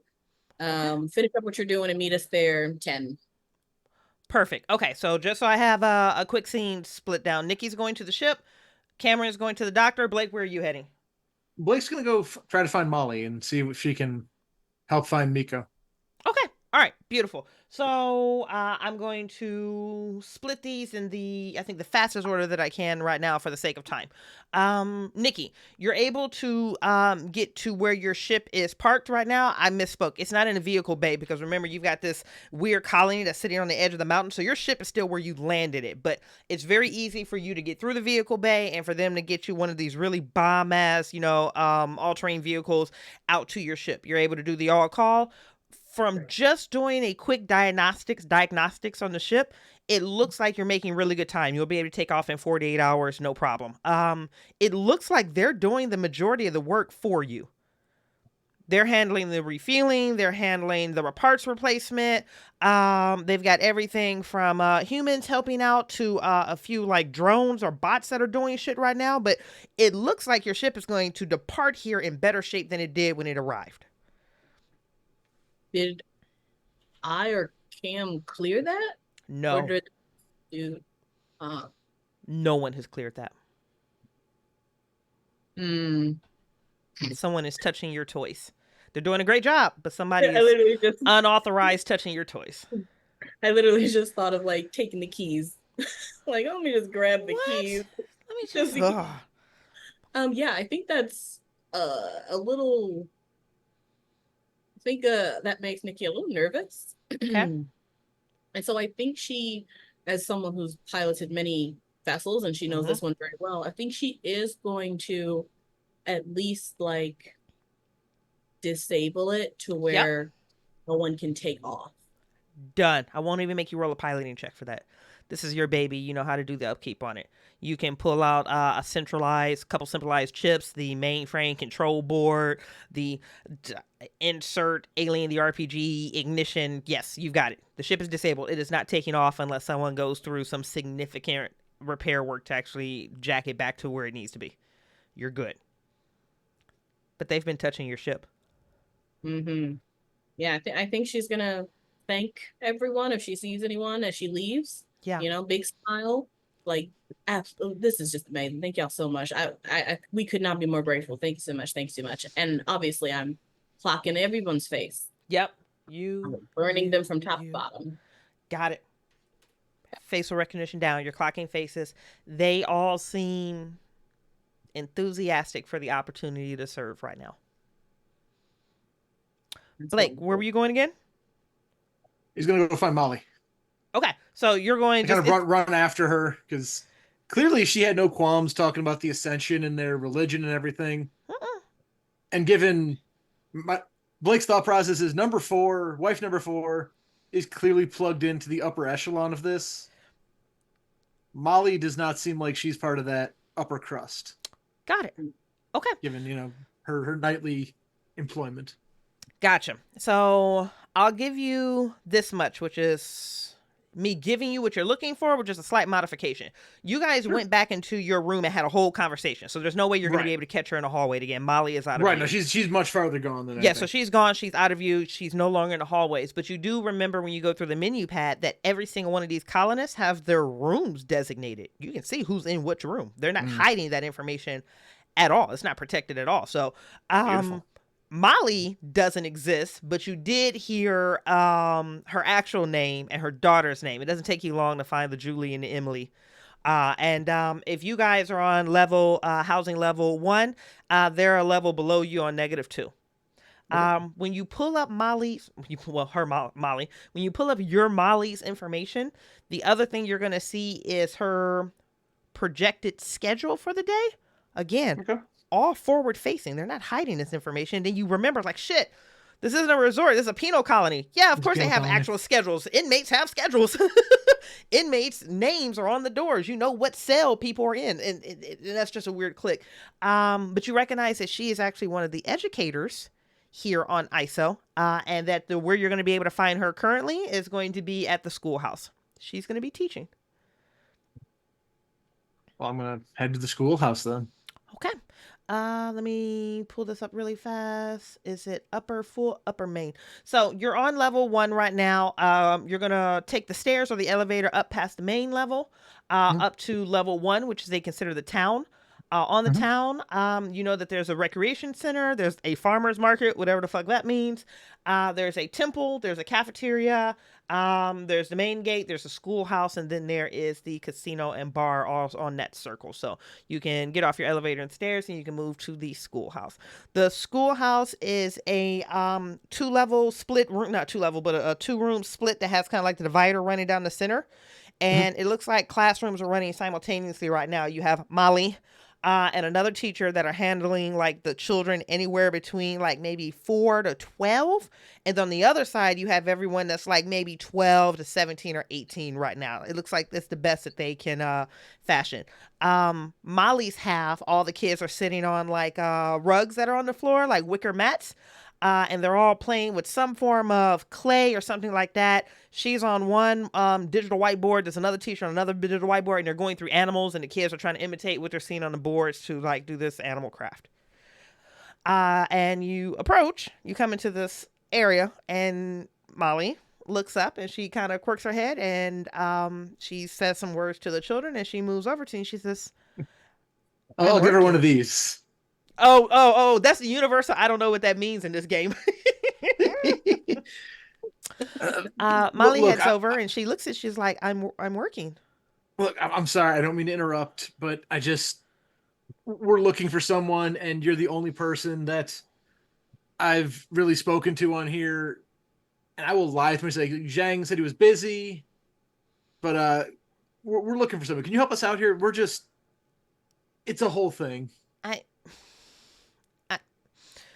and she huffs and she kind of composes herself. Completely different personality from yesterday. And she steps out where you're back into like that hallway. And she says, who is it that you're looking for? This girl, Miko. Have you heard of her? Yes, Miko is here. Miko is going to be getting married to Zhang soon, so she's not available. She's in pre-matrimony ceremony currently, and she'll be in that in the next week or so. I should have seen that coming. Oh, I'm kicking myself now. Do you know? Can we talk to her?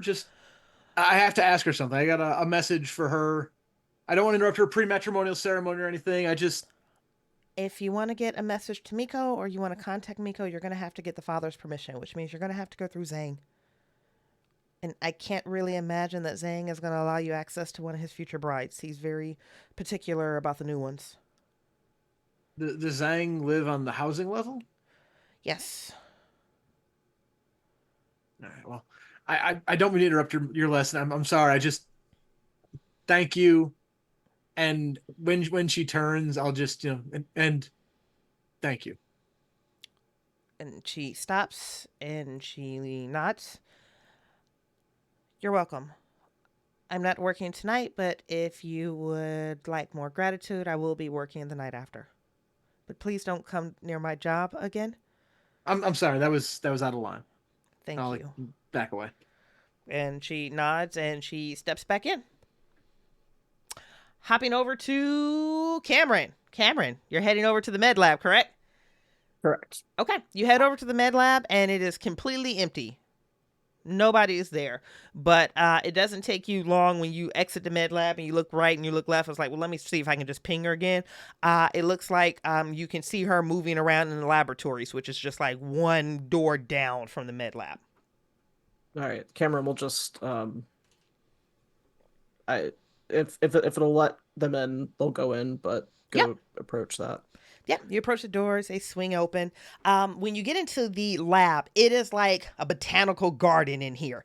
Like there are green and vines climbing up all the wall. There are all of these aquariums set up. There's this centralized kiosk that has multiple monitors with, things that are populating on it. When you come in, Meredith is like leaning over a table and she's watching one of the aquariums and she just holds up a hand to stop. She doesn't even see who's there. She just holds up a hand to stop, to tell you to kind of like to stop. And she's watching this aquarium that has a lot of this activity moving, a lot of green activity that you're seeing darting and jumping back and forth. And when I say this is an aquarium, I'm talking about like this is like a massive aquarium that's like, floor to ceiling, and like, spans, several yards. It's a large, large aquarium. And then she stops, and then she finally looks over her shoulder and she goes, "Oh, it's you. Were you here to schedule your physical or your interview, or did you need something else?" To talk and I guess schedule that. We've got to fast track this. This place is weird. Okay. Yeah. But I if can it do makes you feel better, we can go ahead and. I mean, you're probably most afraid of me as far as the crew goes, I would assume, but I don't know. That's pretty bold to assume that I'm afraid of any of you, but no, it's sorry. Can I show you something? Sure. And then she makes this gesture at you. Cameron just bolts.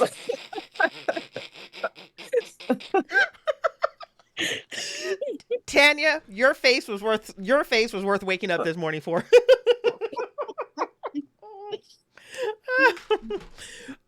She motions you over here, Cameron, and she uses her nose to point at the aquarium tank, and she says, "Have you seen them running around? They're everywhere on this planet." Yeah, I figured they were just local, part of the local flora and fauna. And she What? nods. She says, "They're I haven't named them yet, but I've been studying them for some time, and they're just watch this." And she reaches over and she pulls a device, little long, thin. It almost looks riding croppish for everything that Symphony Thirst is. It looks like there's a long stick that's braided with some type of cording at the end. It has some type of device, and she opens up a section of the glass, and the frogs, little green buddies that are jumping back and forth or sleeping or hanging upside down or, mostly, idle. She reaches the crop in and she says, "Okay, just watch." And she reaches in and she touches one of the frogs on the top of this banana sloped head with the top of the crop, and it just kind of sits there, and she presses a button and some type of reaction happens from the frog. You're imagining that maybe this is like electric shock or something, or a zap or a taser of some sort, but the frog squeals with a really weird frequency. Its tail whips around immediately and latches around the edge of the riding crop, and it opens its mouth, and this pharyngeal jaw jumps out and it attacks the crop. And that's not why you're about to take 1 point of stress, Cameron. If you attack an animal, animals naturally are going to respond, sometimes defensively or offensively. The problem is every single frog in every single aquarium, including the aquarium that this one is in, and all of the aquariums around the room, instantaneously stop and all look directly at Meredith Chase. Think you made all of them angry? And how? She very slowly removes the crock and she closes the door. And then as she begins to walk, it's like this cascade of green where every single frog is hunting her from the outside of the glass up until the point that they get to the edge of the aquarium and they all start piling up on each other and they're staring at her. And then that same collective experience happens all the way around. And she looks to you and she says, "I think they're hive-minded." How? Are are these actual? I mean, is there some sort of machine, biomechanics? What? I don't understand how it's happening. I don't understand how it's happening, but I picked up on it. I picked up on it, and I've been experimenting, and I've been trying to see if it's just pain or threats, or whether they can. I think they share languages, or maybe some type of a sympathetic link. I don't know. I don't. There is something wrong with this colony. Well, yeah, what the hell is this Ascension they're talking about? I'm not one of the cultists, so they won't tell me. But whatever happens, someone ascends every 48 to 72 hours, sometimes longer, But they sometimes shorter. come back, they said. What do they look like when they come back? She stills when you say that. And she looks to you and she says, sometimes they come back different. Every time they come back different, minor changes, minor physical changes. And they always come back with some type of a healed surgical scar. But you're the only doctor here. And then she looks at you. Hopping back down to Nikki. Nikki, what you up to after you get back onto the once you get back onto ISO? I'm gonna assume that Dr. Chance has come down at this point to meet us on our floor. But I think as I'm coming back from the ship, and I'm slowly realizing that the hospitality is getting a little too close for comfort. Like she likes hospitality, but she also likes command.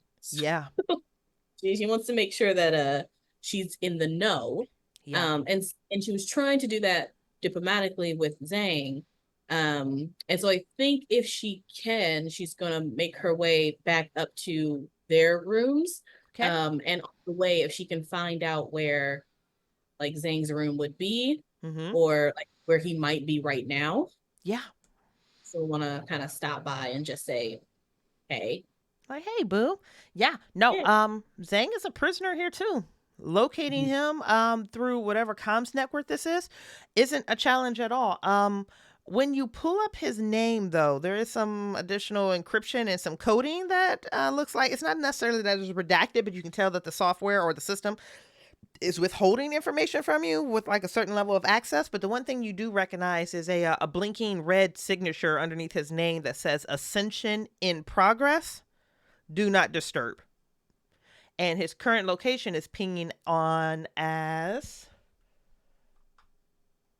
Hold on. I'll tell you all about it.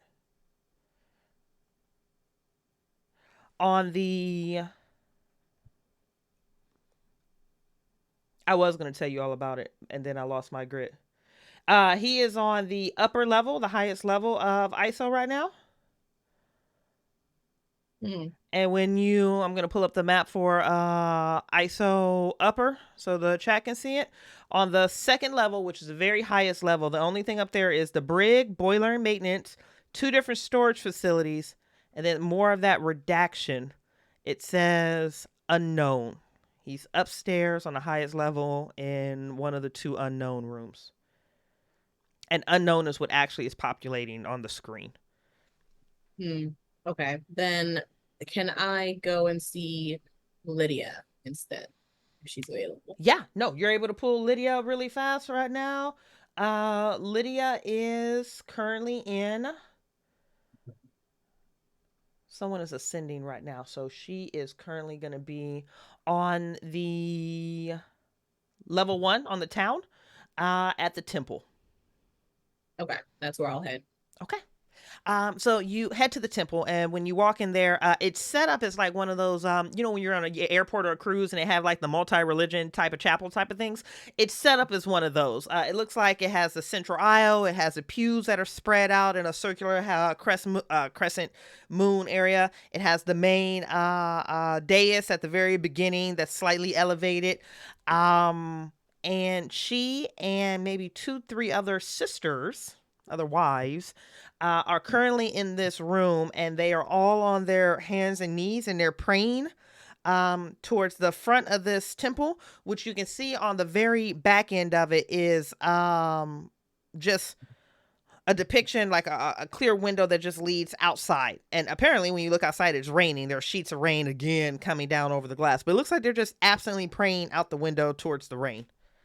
But when you do come in, they all turn and they look at you, and the other sisters go back to praying.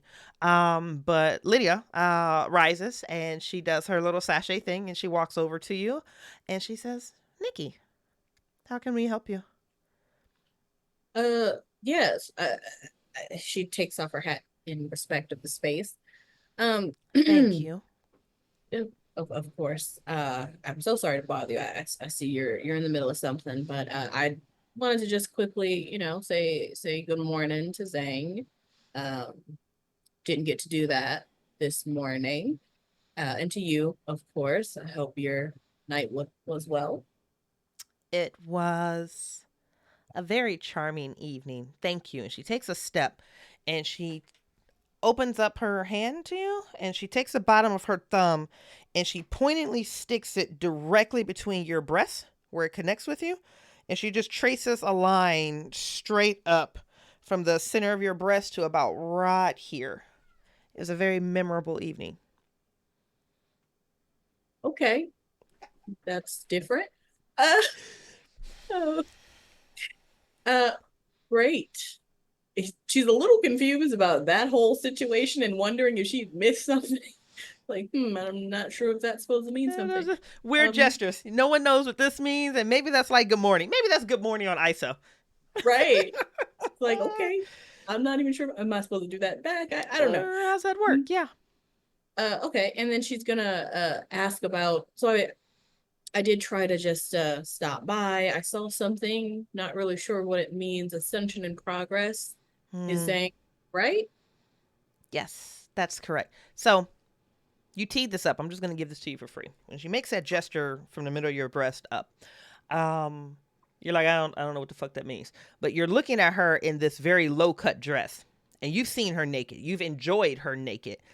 It's just something about the lighting in this particular room, or maybe just she's brought your attention to it. But she has a surgical scar that's going right there from the middle of her chest straight up.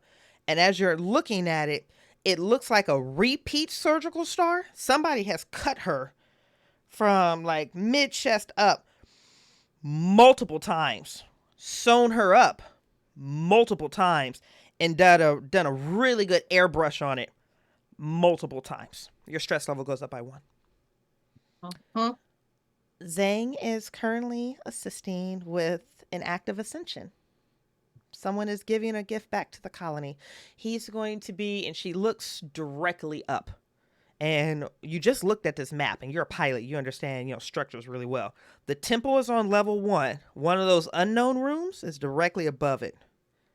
And she looks up. She says, he'll be finished in a few hours. You can speak with him then. I'm sure he'll be happy to answer any questions that you may have. Perfect. Thank you. One of the other sisters stands and she approaches. And this is a absolutely, again, top shelf, stunning woman. You're looking at this like this woman is African American. She's got like the super short cropped curly hair that's shaved on one side, and she's in another linen dress that's low cut and way too high. And she comes up to her sister, like rubs her face on her shoulders, and then she looks to you, and then she looks to you a little bit closer, and she says something to Lydia. Lydia says something back in the language you don't speak, and Lydia smiles, and the new sister smiles. And the new sister comes immediately up to you. And at the same point where Lydia stuck her thumb in between your breasts, this new sister sticks her nose right there. And she goes, okay. I'm not quite too familiar with the cultural customs, but all right. Great. Thank you. I think is the response there. Well, I will leave you to it and see Zane later. Ma'am. y'all be blessed. Bye. You step out, and the last thing you see as those temple doors close behind you is that all the sisters have stood up to their feet and they're all staring at you, and the doors close. Blake, what are you up to right now?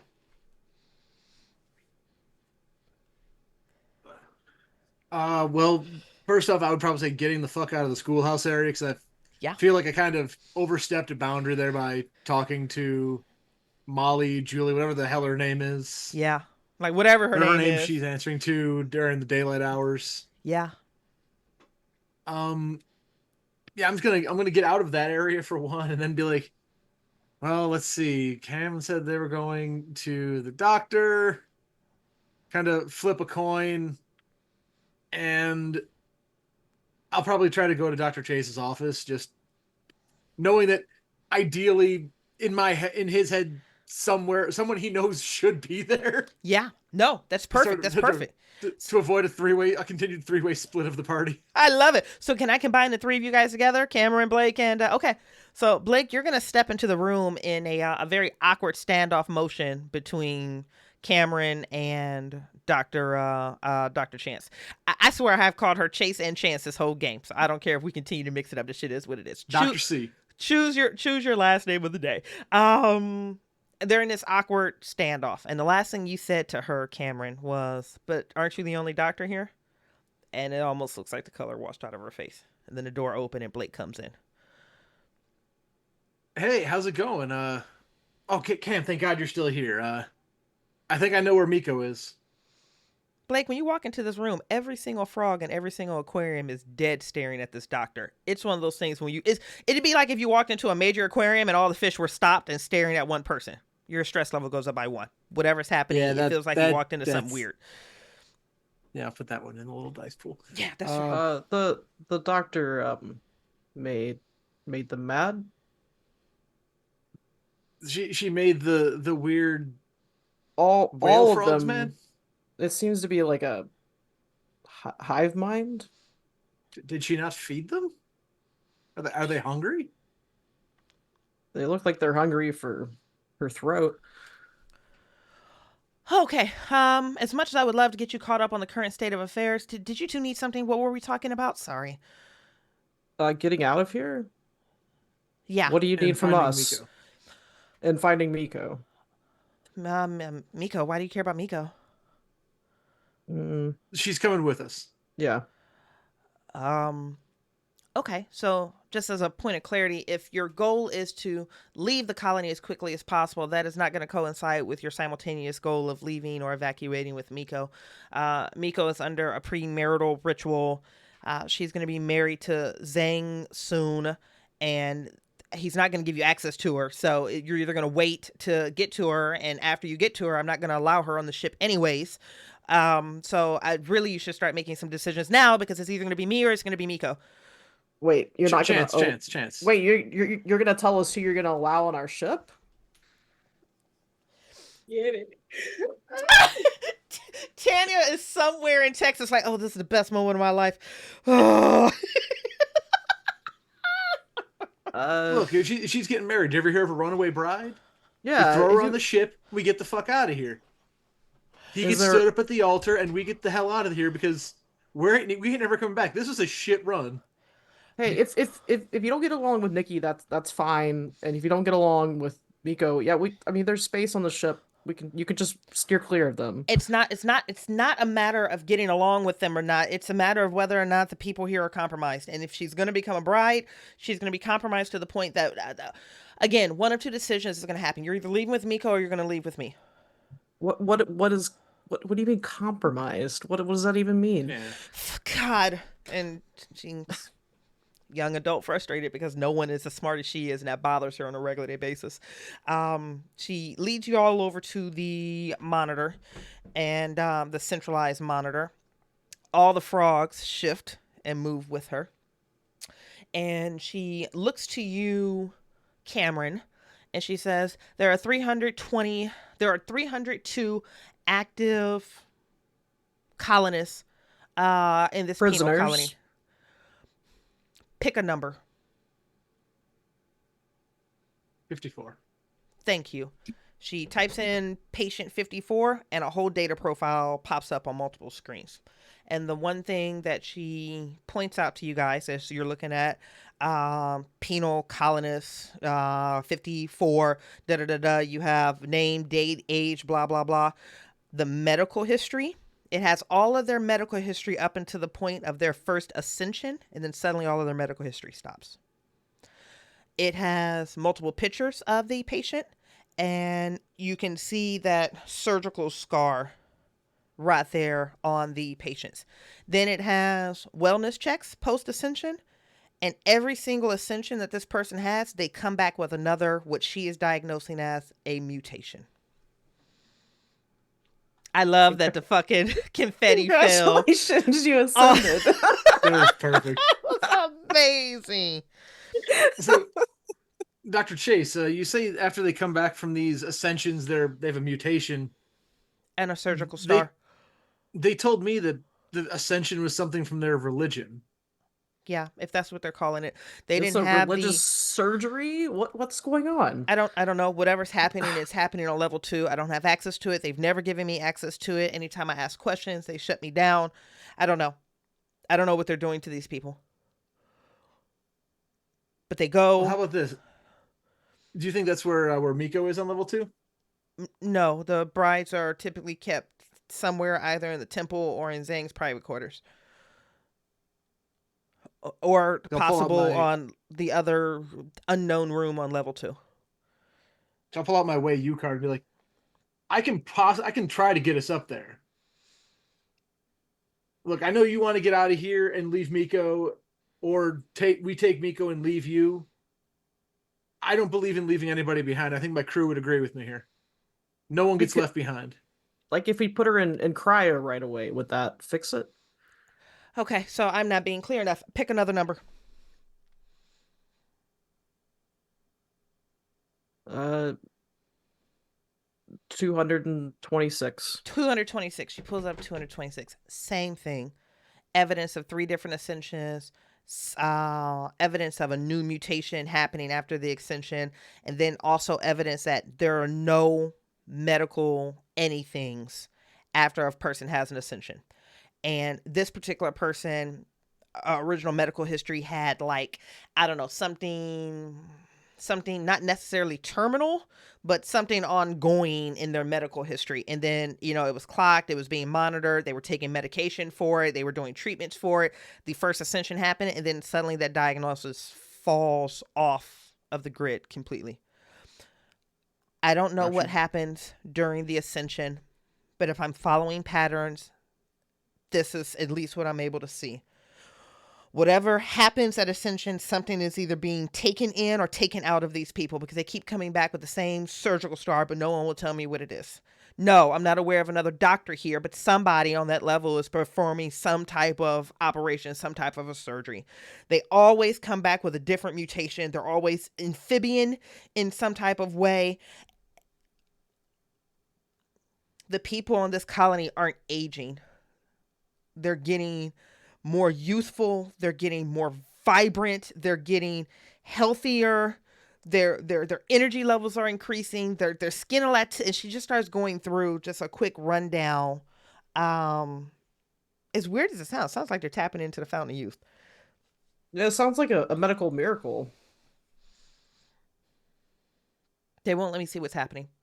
So, medical miracle or not, I have all of the data that I have collected, but anyone who has undergone an ascension, in my opinion, is compromised in a way that I don't have the equipment or the ability to tell how. You taking a post-ascension person off of this planet could be dangerous. So what if we get her pre-ascension? We do a little B&E and... Yeah, has she ever ascended before? There's a great question. She goes through. Miko has ascended before. Just once, but she has ascended. I think this is a perfect time for Nikki to pop in. That's amazing. Oh, that's so good. Whoosh. With all the information. The door opens as Nikki comes in. Yes. She's just kind of annoyed, like, been waiting up in the rooms for like 10 minutes. Where your hoes been? I don't understand. Don't you know what this means? It means come to my office. Come here. Exactly. Yeah, she's gonna bust in and be like, "What? It has been several minutes, everybody. I'm not sure what's going. What are we doing? We don't have time to play with the green squirrels. All right, like grab one for the road or something. let's talk and walk. Things are getting out of hand. Why are you all looking at me like y'all know way more information than I do?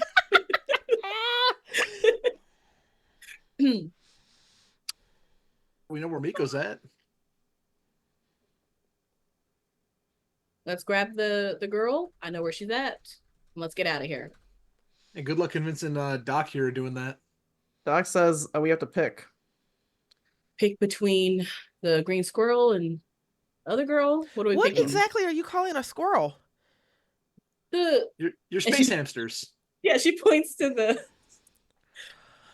Oh my goodness. Oh, the IQ in this room keeps dropping by the second. Okay. One. That's because Nikki just walked in. That's cool. And I'll give her like a little side eye, like I'm just teasing. They're not.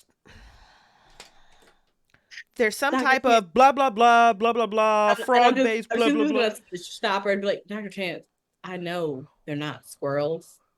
Oh. I've seen, shot, and eaten squirrels before. Obviously, I know the difference.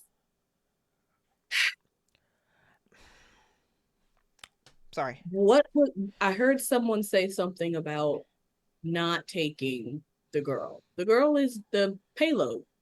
Yeah, it's our clean slate. Do you know who her father is?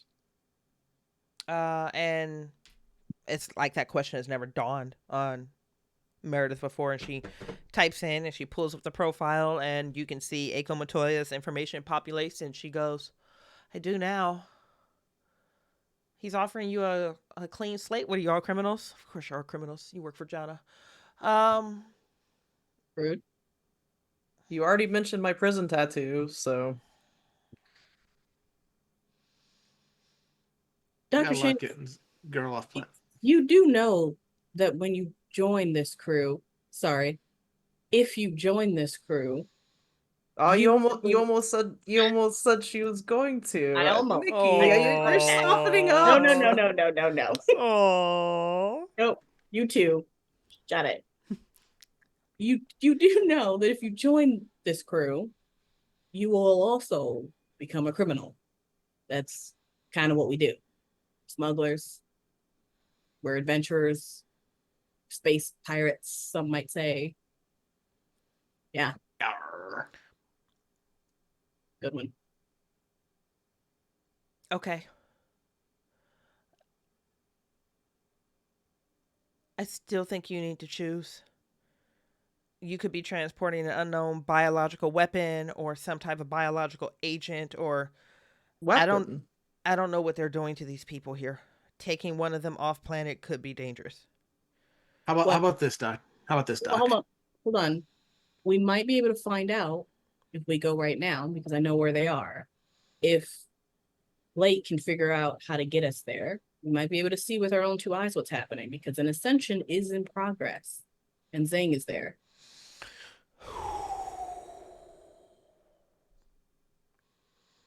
Look, Doctor, let's pretend for a minute here that we don't know anything about this Ascension stuff here, okay? Let's put you on the ship. We get Miko on the ship. You join our merry band of thieves, or whatever you want to call us. You could then figure out what's going on with Miko and whatever this Ascension is without the threat of being found out that you're examining it. You said it yourself, the medical records stop as soon as they've ascended. Is that because of you or because of the colony? Oh. She looks down and she looks up at you, and you immediately know why Weyland-Yutani is working with her. Remember, this is a girl that puts one piece of information forward and then backdoors all of the other information to keep later. And you just called her card on it. Brilliantly done. And I'll give her this look. Is it that they don't want you to know, or you don't want to know? It's that they don't want me to know. I'm well, safer. Let's get her on the ship and you can find out. I'll look her right in the eye and say, do you really want Weyland-Yutani controlling you for the rest of your life, telling you what you can do? They say jump, you say how high. is that the life that you want? Because I had that life, let me tell you. And he'll take off his sunglasses looking at her. I had that life. And it's not a life worth living. Okay? If we get Miko out of here and we get her safe, maybe we can get your record wiped too. Yeah, and her dad will probably provide whatever safe lab you need to work in to figure out what the hell is going on with her. Think of how grateful he would be if you could save his daughter from whatever the fuck's going on. Would you negotiate with him that all findings are mine and mine alone? Yeah. He seems really desperate. Nobody would take this job, and we just got it by chance because we were delivering goods. For the shit that he offered us, he'd probably give you credit for all the discoveries and your own fucking lab. But you got to agree right here, right now, because we as a crew, we never make a one-sided decision. But if we don't all agree, we don't do it. And then Cameron goes to ping Jordan again. Like, Jordan, we need you to vote us. Where are you? There's no Jordan, it's voting time. Nothing from Jordan. Where the hell is Jordan? It's been like 6 hours since you guys woke up. You haven't seen him since last night. Doctor, have you seen Jordan Day? Like the really tall guy. No, I there's only 4 of you. No. Oh yeah, I guess it's pretty obvious. Yeah. No, yeah. I haven't seen him not since you guys stopped by my lab yesterday. And she looks at the monitor one more time, and she looks at you all individually, and then she looks directly to you, Blake. It's not a life worth living. Ascensions typically take anywhere between 3 to 4 hours. That ascension was called at 10:32. You have 45 minutes if you're going to try to figure out what they're doing in unknown. We count on you to help us? Yes. I'll put a hand on the shoulder, give it a little squeeze. Okay. I may be speaking for everybody here, but welcome to the fucking crew. Thanks. I always wanted to be the medical professional for a group of ragtag, low IQ smugglers. And she smiles. Well, you already work for Wayland Yutani. What's the difference? Well, facts. She is going to quickly gather up her medical supplies. It's not until 10 minutes into this conversation where the frogs seem to no longer be holding an active grudge against her. They're slowly starting to disperse and go on about their way. Except for the frog that she originally antagonized. That one is still like, fuck her. So it's like following her around. She packs up a bag and she says, okay. Level 2. I'll pull out my little key card and say, I can get us there. Mm-hmm. Where we're going. Okay. You guys head up the stairs to the elevator. You get to level 2. Which on level 2, again, let me pull up this map so Bridgett has it in front of me. This should be ISO upper. Go away. Google Drive. Stop being weird. ISO upper over here for the chat. Beautiful. You guys get to level 2 upper. You're coming in up the stairs. You've got boiler maintenance, the brig, storage, unknown that you know. The first unknown, the one across from the brig, is for sure directly above the temple. And then you have the second unknown. She says whatever they're doing, they're coming out of that room directly above the temple. And it's just another one of those circular sealed doors that has a panel, except for this door doesn't have the visibility on the inside of it. If we approach the door, does it respond at all? Nope, it doesn't. Or is it like one of those access denied? No, it doesn't seem to. If there's a motion detector happening, they're getting it on the inside. You're not seeing any evidence of on the outside, but you do see the keypad there.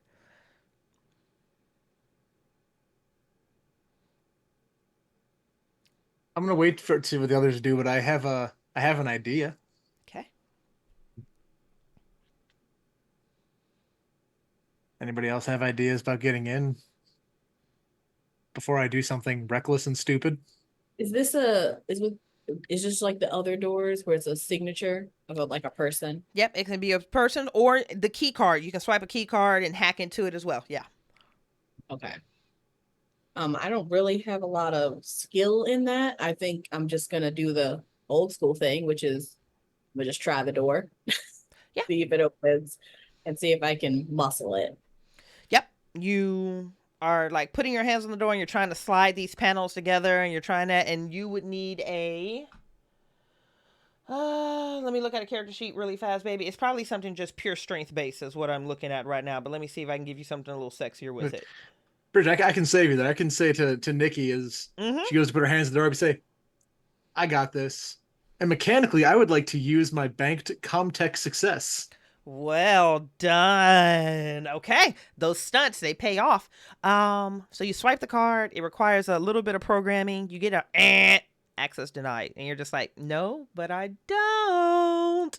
And you throw some more codes in, and the door opens, and you immediately get a bit of that chill, where you can tell that the temperature is significantly lower in the room behind you. You get a little bit of that chill. You're hit with bright fluorescent lighting.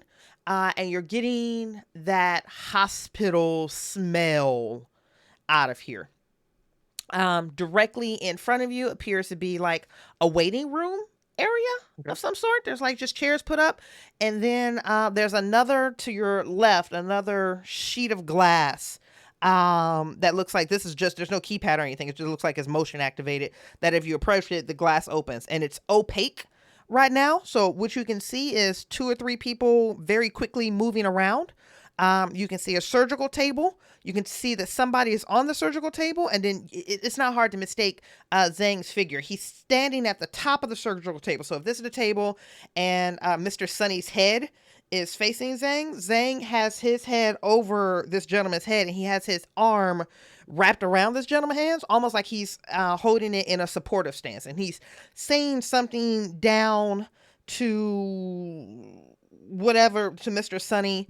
And then there's a lot of weird instrumentation from Sunny's torso down to his knees that you just need to actually see to understand what it is. But it's a lot of highly tiered medical equipment. There's honestly, if you're looking at it through just this opaque glass, you would assume that Mr. Sunny is in the middle of some type of a surgery that he's awake for.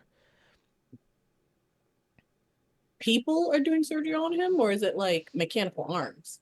You can't tell. You would have to get in there. There are people moving back and forth. Now, are they aiding the mechanical arms? Are the mechanical arms still? You need to get in there, but that's what you're seeing. And as you're watching this, it doesn't appear that anything in this room has noticed you guys enter this opposite room right now. But all of you have the unmistakable feeling that you're being watched, and each of your stress levels go up by 1.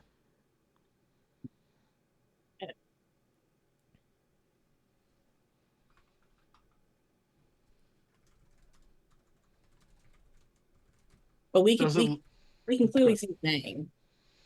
Yeah, you can see his silhouette. Yeah. Okay. Is there just the one surgical theater in front of us, or are there possibly others? There's possibly others the deeper you go in this room. And you know how when you're looking through opaque glass, you can see pretty okay, but the further deeper you go back, the more you don't. So there could be more. Because Mr. Sunny's not one I'm interested in personally.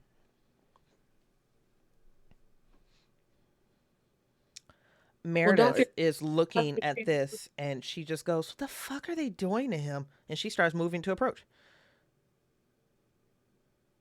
Well, her worry was that they were either taking something out or putting something in. I think maybe that's, even though I also find it strange that these are clearly or supposed to be non-medical professionals.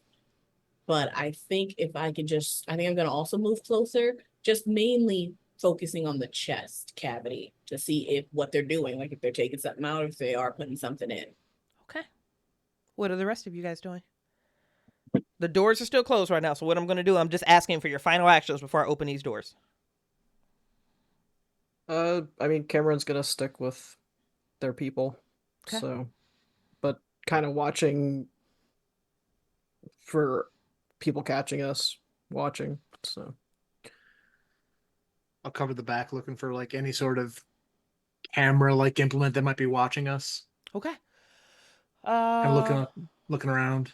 So, Blake, you are looking around and your eyes lift and you're looking at the corners. You're like, okay, so no cameras, no cameras, no cameras. And you pass that last corner, you go, no cameras, and then something moves in that corner of the room. Something moves up high. And you look and it looks like the ceiling is shifting. But that doesn't make any sense because ceilings don't move. And then something unfurls and unfolds from the bottom of the ceiling, and there's just this sleek black ichor of something that is unrolling itself and slowly lowering itself on the ground, and a long banana shaped head just tilts back and makes direct eye contact with you, but it can't make direct eye contact with you because this thing doesn't have eyes. Hard stop. The windows open, and we're looking at a surgical theater.